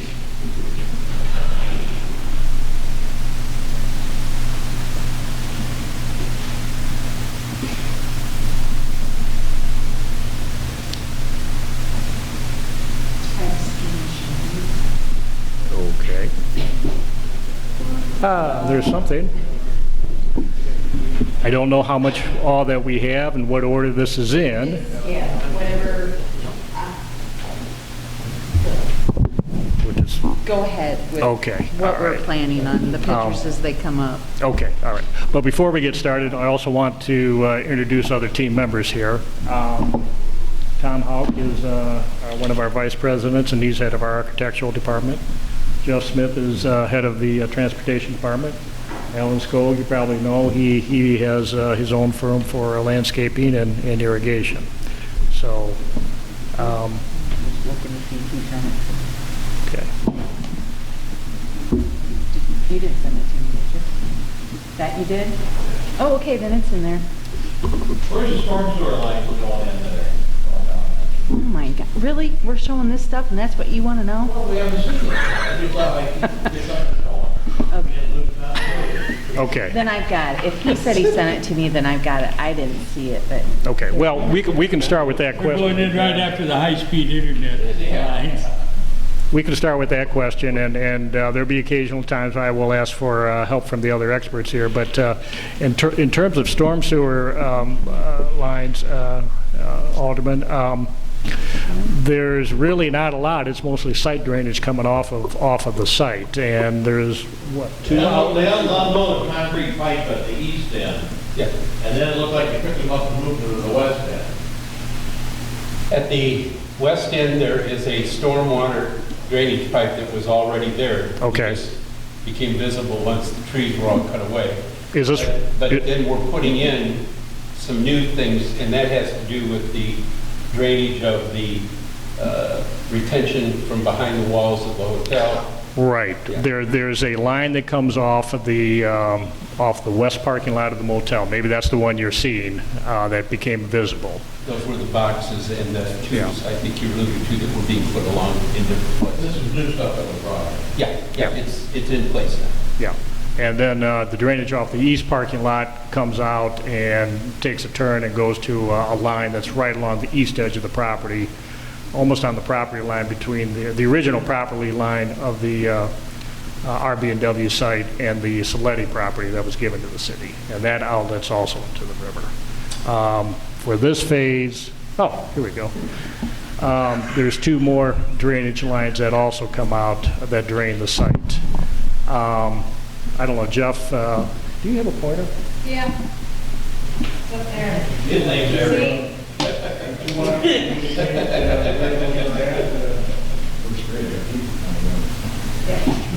Just once? Come on, Dan. Do you want me to go get the big drawing out of my office? All the drainage from this area here is actually going to be connected to the drainage outlet that's here. That's going in as part of phase one. Right. Yeah. The rest of this all comes to a central location here and outlets, and then there's another one that goes in down here. All this will get drained in that direction and outlet somewhere in this area. There's some drainage lines that come off of the water feature, and I know some of we've kind of jumped ahead here a little bit, but Three separate Yes. Correct. drainage Yeah. fields, if you will. yeah, And this one catches the water from the that is the water feature, which is at this point we're putting in the water conduit lines and the electrical for that, but we don't know if we're going to go forward with that as part of this this phase two. So that being said, we've got the water feature up there. Jeff, you want to? The water feature, the music venue, The music the venue? music venue. behind here, sorry. And the concrete seating for the music venue. A control building, which, and just a control building. There's two structures there. Well, it's one structure, but the bigger portion to the east is the restroom facility, which is not going in as part of this phase two. Just north of that is the proposed skate park right there. And then west of that, on the other side of the sidewalk, is where the veterans and POWMIA. And Alan's more involved with that than we are at this point. But that is also future work. Sure. And Tom maybe could talk a little bit about those too. So we got to get Tom in on this. Sure. There's that's the water feature. Now, you want to talk about like phase two, what we'll actually have of this and Yes. what we won't. Yeah, yeah.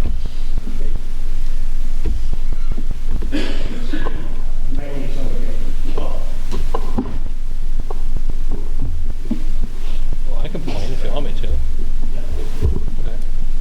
Okay.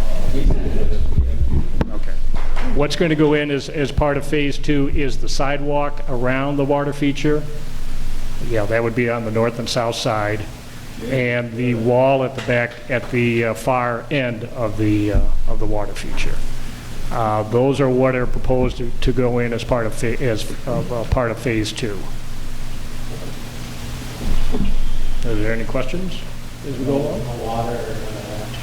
Not at this point, no. The lines for the water and the electrical lines for the lights and the jets, those are going to be stubbed into underneath the slab, but that's all we're going to do as part of this.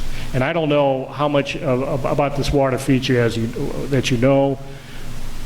I guess the best analogy I can make is if you've ever been downtown Chicago with Buckingham Fountain.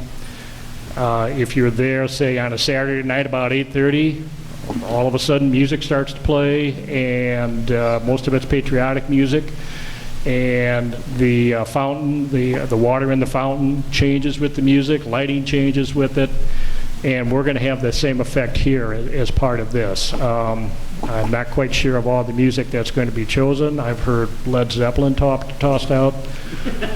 Yeah.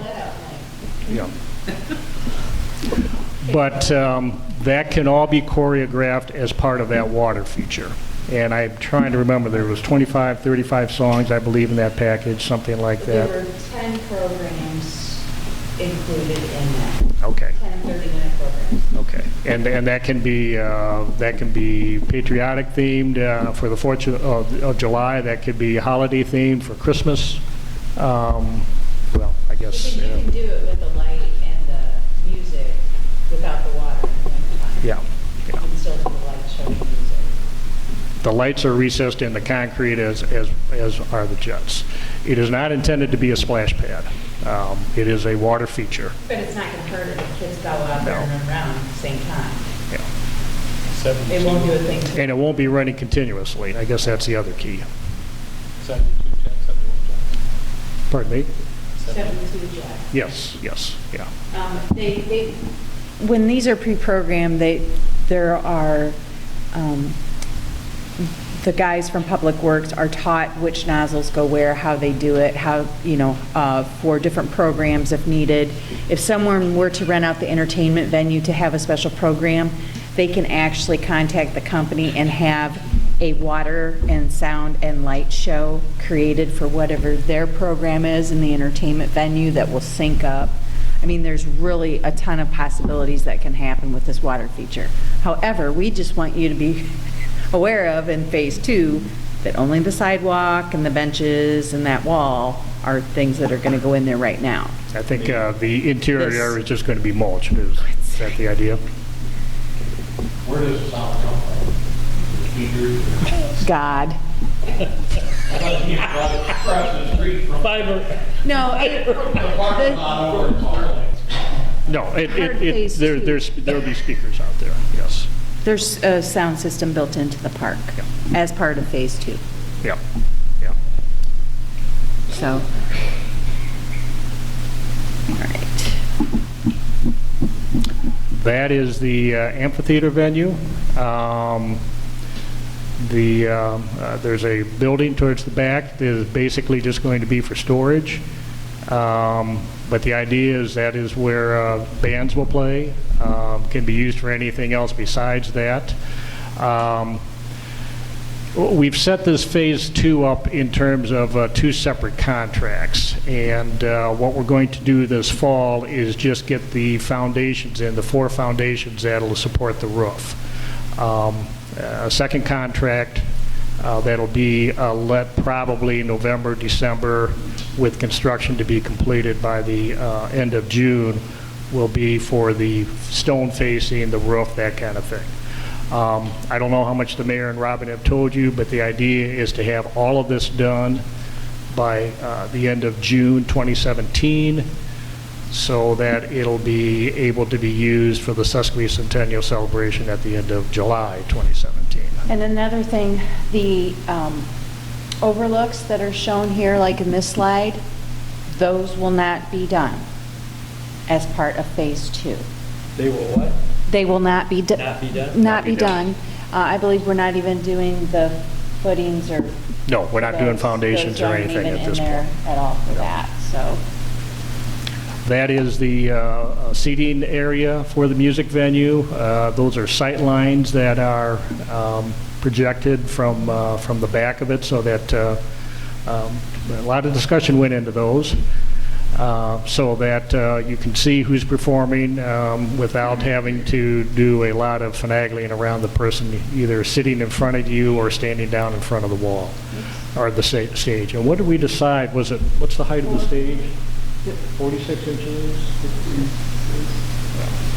Yeah, the stage will be 46 inches above the concrete area in front of that, and that will all be concrete in front of the amphitheater venue. So if there's a performance, they want to get up there and dance a little bit, there'll be plenty of room for them to do that. And two, there's how much room between each row, each concrete row? One-legged baby. There's about 5.5 feet between each one of these. So even though there's a stone wall there, if somebody wants to put their lawn chair there, if they prefer to sit in lawn chairs, there's plenty of room for them to sit in their lawn chair in here, in that tiered seating. Plus, there's all the green space that anybody can sit in. Yes, all green space behind them. That'll be... Lawn chairs can go back in there. So we have both kind of seating. So if somebody comes along and something's going on and they didn't bring a lawn chair, they have a place to sit. And I think we have, on the benches, we have room for 200? It was over 325 or something. It was Okay. like 325 people. Okay, all right. All right, That's what okay, all right. those aren't happening. Okay, I want to show what the building is actually going to look like.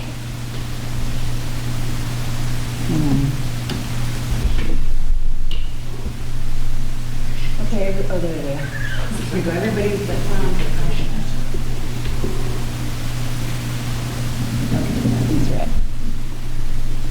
Okay, that is what we term the control building.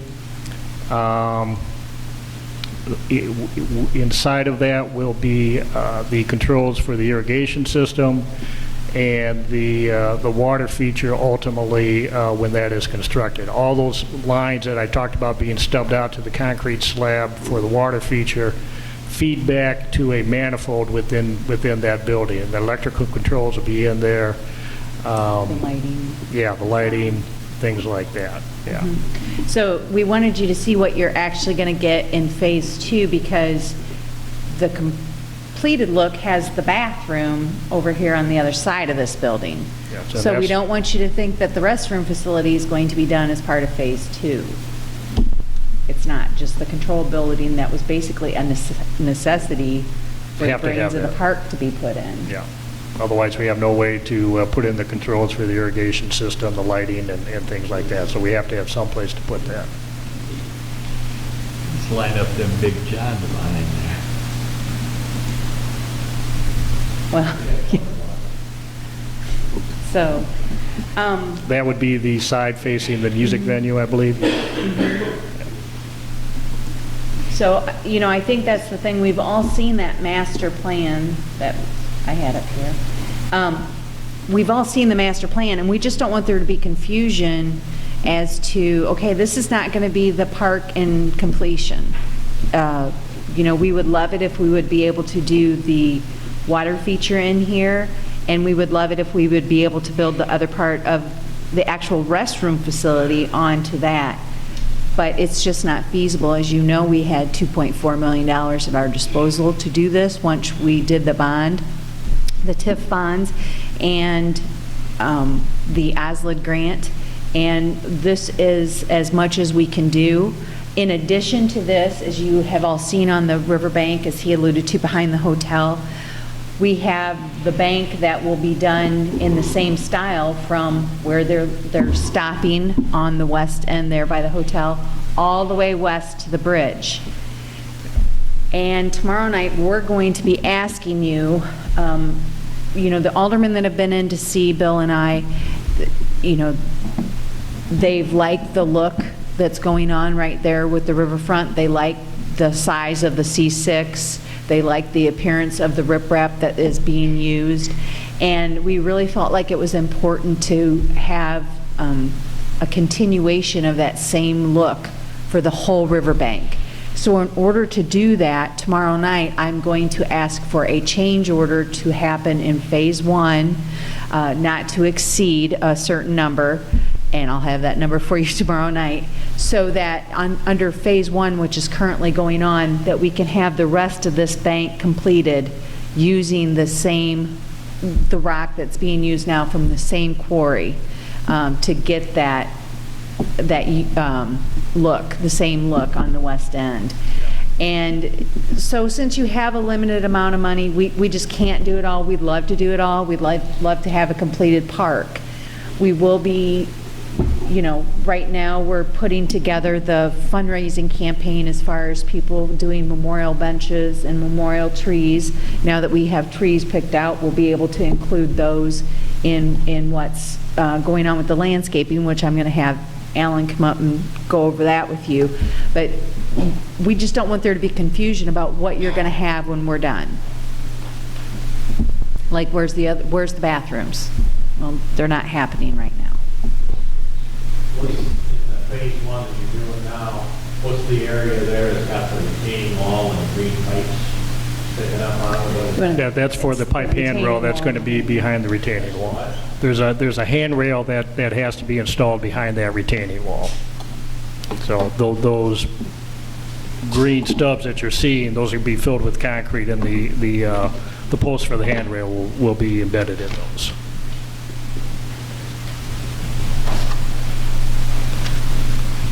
Is that something, I don't understand why there was kind of a change in there from the rock there, that little bit of a wall, and then Well, something else going in there, or? No, it was just the feeling that the trail, it had to come up a little bit. The natural ground line there was a little lower, so we felt better putting a retaining wall in there to hold that back, because otherwise those riprap slopes would have gotten too steep in that area. We just didn't have enough room in there to maintain some of the slopes that the rest of the riprap is at. And some of those riprap slopes are pretty steep now. We just didn't want to make, in that area, make them even steeper yet. The entire length of the shoreline will be riprap, just as indicated in that drawing, but those scenic outlooks will not be constructed. And you can see in these areas, Alan, you want to come up now and talk about the landscape real quick, and we'll cover that, and then we'll see about questions for the overall.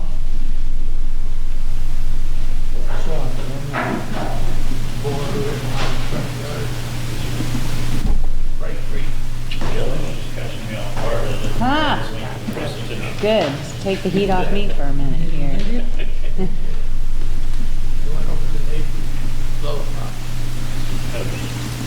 The primary concept that I was trying to develop is a park that's natural, yet a park that is usable, and a park that's as low maintenance as possible.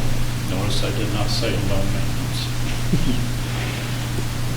One of the, I think the most interesting parts is the development of large beds that will have a few plants in it, and more importantly, rock outcroppings.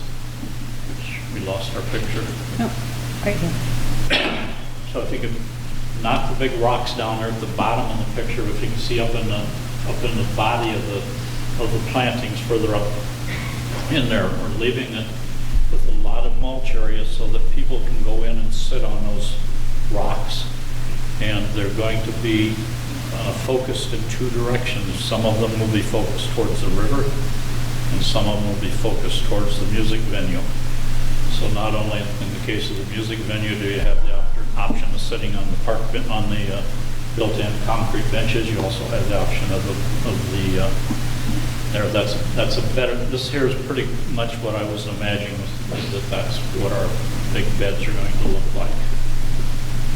Anyway, the rock outcroppings are a third opportunity for people to sit on. It's nothing we want to have the local policemen chasing them out of those beds, because they're designed to do that. Where will those be Eric, show them up there where those berms will be.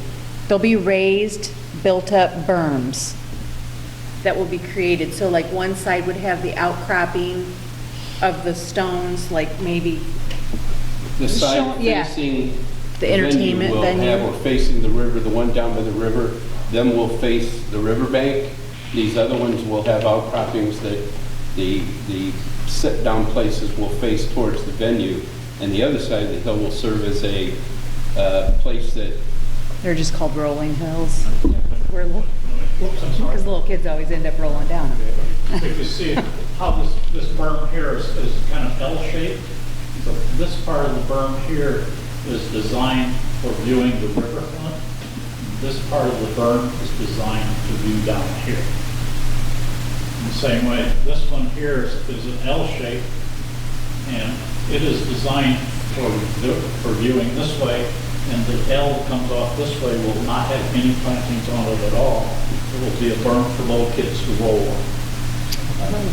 So we strictly grass, and then there'll be an advisory provision in there so the little kids don't run over and fall on rocks and cause lawsuits and things. And this one here, these are all designed for the vision area. Does that make sense? Yeah.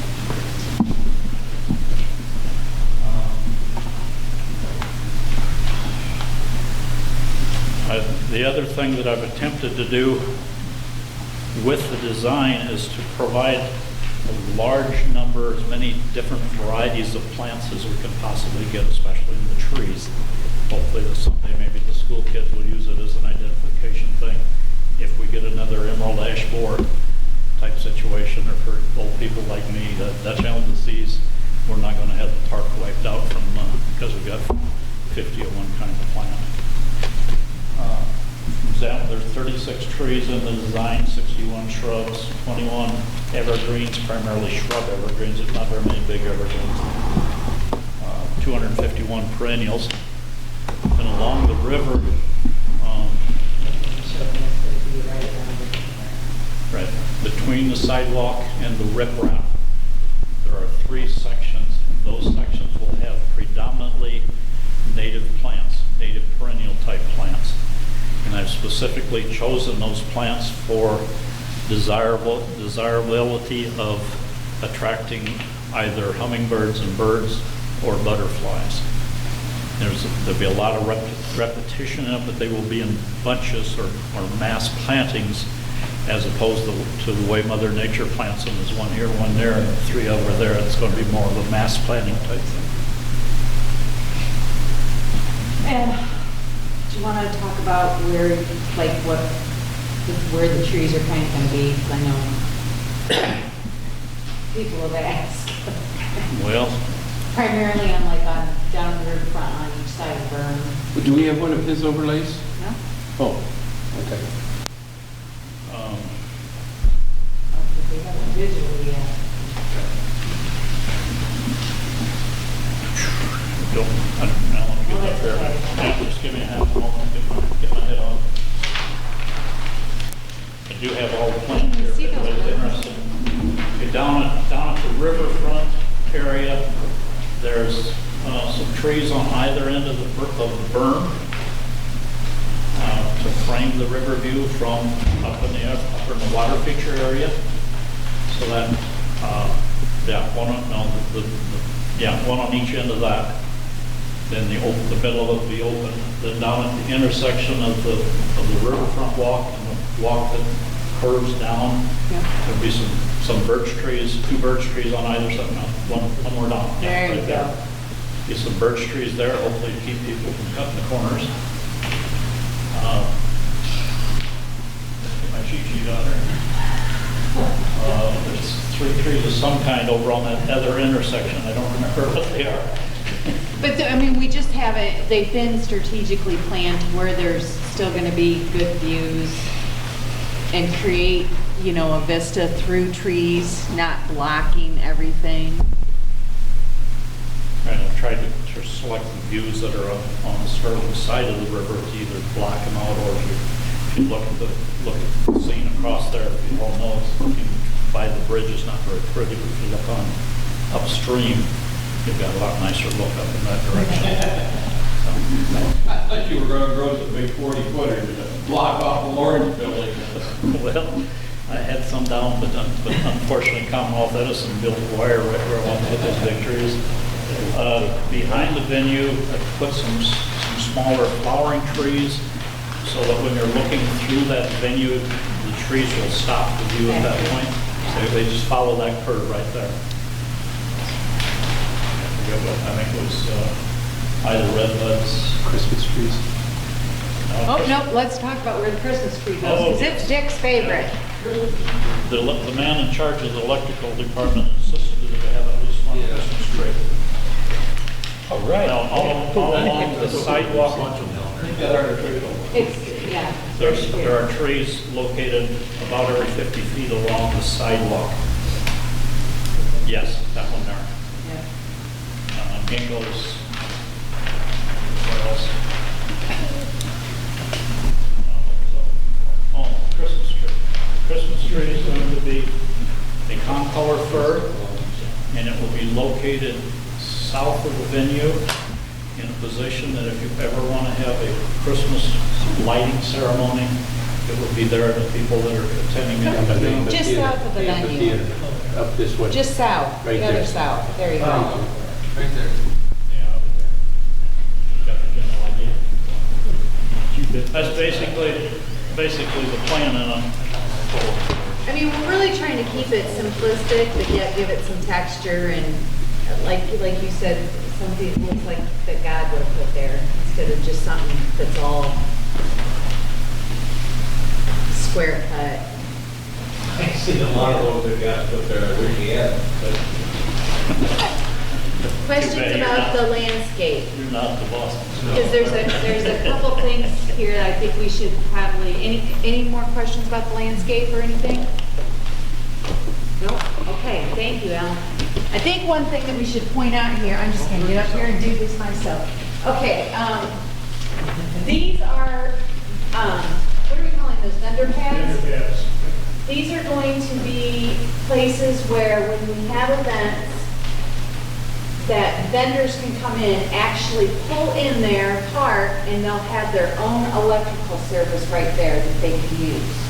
One of our neighbors nearby us have a beautiful venue that they have to have things along their river, but, you know, you get two crock pots pulled in, plugged in, and they have to have a generator.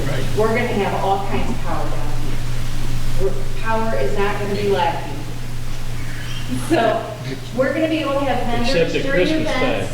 Yeah, except for like that Christmas tree. And we just felt that that was really important to make it very vendor friendly, because that's one of the ways, if you have an open concert, one of the ways that places like Dubuque and Dyersville and some of those, how they actually pay for it is they charge the vendors to come in. And that's how they're paying to have their events every Friday and Saturday night that are free to the public. Now, we're not saying that we're gonna do that. It's been a talk, but we just want to make sure that they have accommodations to come and use the park. Bill? Yes.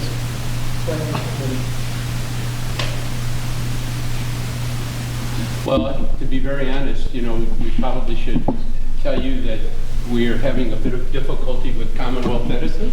Oh, yeah. You guys need to know that. This is representative of the tower that's down in the riverbank, and I'm not going to delay it too long, but other than say that our city attorney is looking at some documents they sent to us, and they may have little or no valid anything to do with everything, but there was a concern with ComEd that if you took an imaginary line this way and then 50 feet on either side of that line, it comes right across the end of this, which is the mechanical building. And they were telling us that you couldn't have any structures, you couldn't have any landscaping. It was okay to have sidewalks, You couldn't have skate parks, you couldn't have veterans memorials, you couldn't have anything. And we have no such document anywhere, but they have produced a document, but that document has very little validity because it goes back to 1935. It's And not a recorded easement. It's not a recorded easement, and the things that are spelled out in it are absolutely not applicable to anything today. So we have as an option, we do have a plan in place that if we need to, this sidewalk will have just a bit of a bend in it. This will be shortened just a bit. And I need, keep back up. Oh, yeah, sorry. That's all right. This area here, although it doesn't look like much, this is about 60 feet, Tom, close to best estimate, about 60 feet right now, right here. In our meetings, we've been talking. 65 feet. So depending on what we hear from ComEd or the legal description, if we do have to move this so that the corner of the building is not within the 50 feet from the center line, we do have the ability to bend this sidewalk just a little bit, be able to move this up, and maybe shorten this just a little bit without having to change design or anything else, just to get that building in. But we're kind of letting the attorney work on that right now because, as our friends at Willett have told us, that knowing that we may or may not have to do that, that's not going to really affect too much the excavating and stuff. And if we find out that we don't have to do that, we can go ahead with the plans as is. And if we find out that we have to, we'll be able to move this up just enough to get this building out from under that massive power line that's been there for 105 years. Yeah, the most it actually changed was for Alan's benefit, that it changed the grid of the irrigation. So Grid that- irrigation and Yeah. possibly this, because It would have to go. the Veterans Park here, this particular one, will have some flag poles representative of the flags of the services and stuff. And depending how tall they are, this may have to, depending on how this all comes out, we may have to extend this sidewalk or put a bend in the sidewalk and move this out a little bit, but we were waiting for the attorney. But the document was not very convincing to me, so, but what do I know about It legal? didn't seem to make a difference when the building was there. No, and that was our point, that for 95 years, RB&W had that power line going over the top of it, and there was actually a pole erected on top of the roof. So, yeah. So, and if you go to Dixon, we brought up the point, if you go to the Dixon riverfront, ComEd power lines run the whole length of that thing. There's all kinds of examples of places where there's power lines and there hasn't been a restrictive put on it. Of course, they're the electric provider in Dixon, too. Yeah. Well, a lot of this stuff, quite honestly, regardless of what they have in their paper, there are some FERC issues that are real issues, but again, we don't think that's going to be an issue for the problem we're dealing with. But we have enough things that we can go ahead with within this phase 2 contract to begin doing things, and if we need to make that slight modification, we can do that as the project proceeds. So, if anybody has nothing to do tomorrow, at 1:30, we've been meeting for, 7 Tuesdays now? 7 or 8, yeah, about the last week of July. Yeah. At 1:30 in the afternoon, tomorrow in the North End Meeting Room, we'll be going over a lot of the finalizations of this stuff for presentation, so anybody is more than welcome to come to that. I think one of the other big things, before I forget, is maintenance. You know, it was always our commitment that before we put a shovel in the ground, that we would make sure that we had the money to do the maintenance. We talked to some people that have done things like this. We dealt with Rock Island, who built Schwiebert Park, and we talked to those people and found out what they did like that they did and what they didn't like. One thing that they did was they terribly underestimated the cost of maintenance. And they told us some of the most expensive things that was on their maintenance list, and we eliminated most of those things. So we do feel like we have a good revenue stream between the leftover TIF money and the hotel motel tax just from the Holiday Inn, that is its neighbor, to put into a perpetual fund for maintenance of this park. I know some of you on and off have asked me, how are we going to take care of it? You know, we're going to have a nice park, how are we going to take care of it? and we do have a revenue stream in place. And I just want to go back very quickly to the timeline for this. I mean, we talked about the completion date of this, June of 2017. The Phase 2, Contract 1, is currently out for bid. It was advertised last Friday. Bids are due, I believe it's September 30th. It's Friday, if that's September 30th or October 1st. I guess it's September 30th. It is. Yeah, okay. That's a Friday. 10 o'clock is the bid opening. We're hoping, obviously, for a good result, and we're hoping to have a recommendation that'll be on the council agenda for October 4th.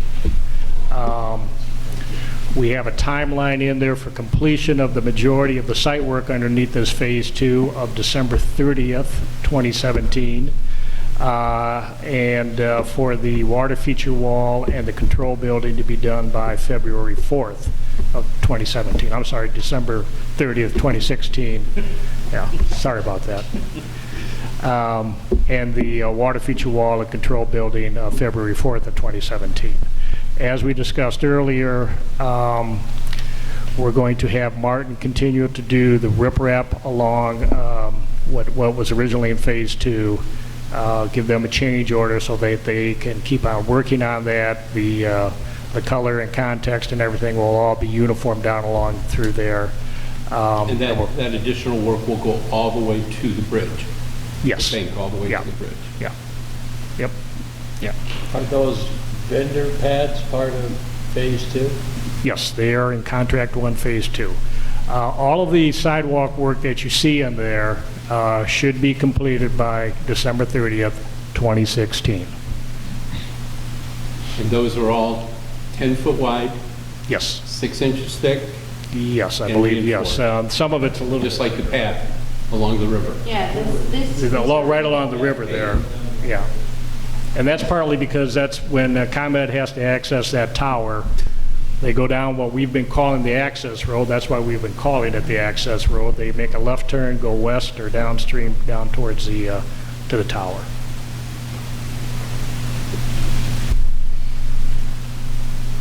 Is there going to be any issue, Brian, with those vendor pads as far as when you think about the future?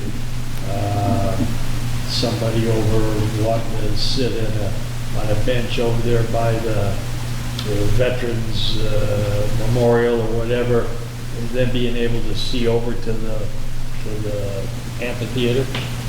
From the veterans area? Yeah.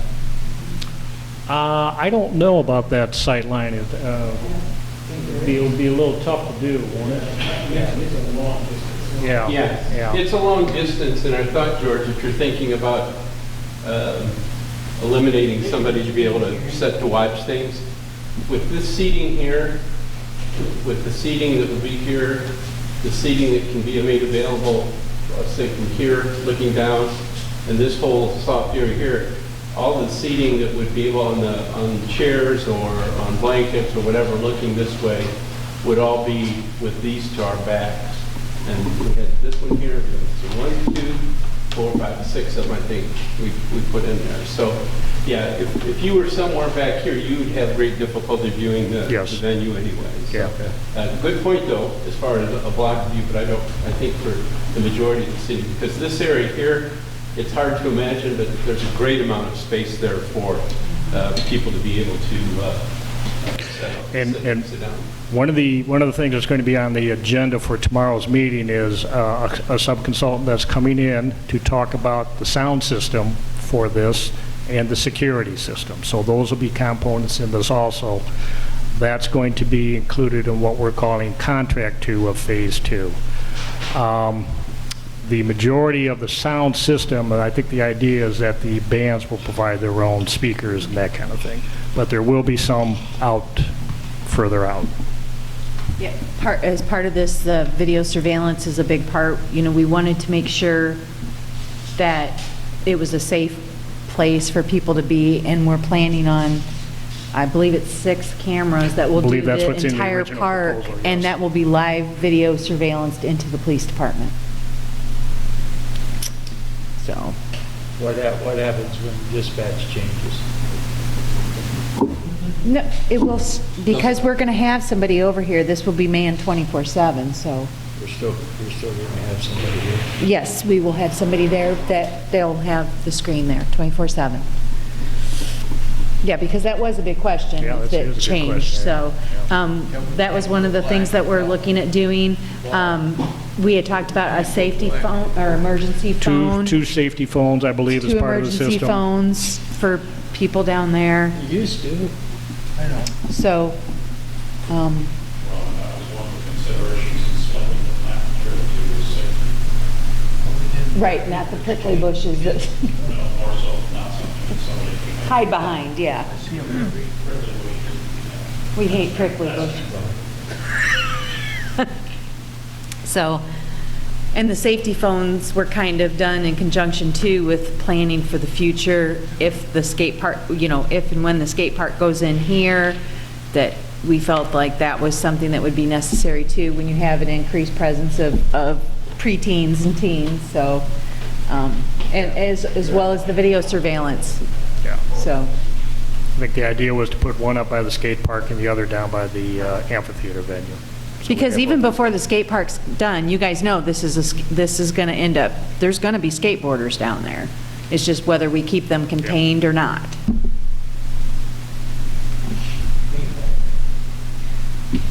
Paint. Any other questions? Anything reference to this? If not, thank you guys for being here. Thank you very much. Thank you for your impromptu speech there, Alan. Those were the only two items on the agenda this evening. We have a meeting tomorrow night at 6:30. If there's nothing else, we'll adjourn this meeting.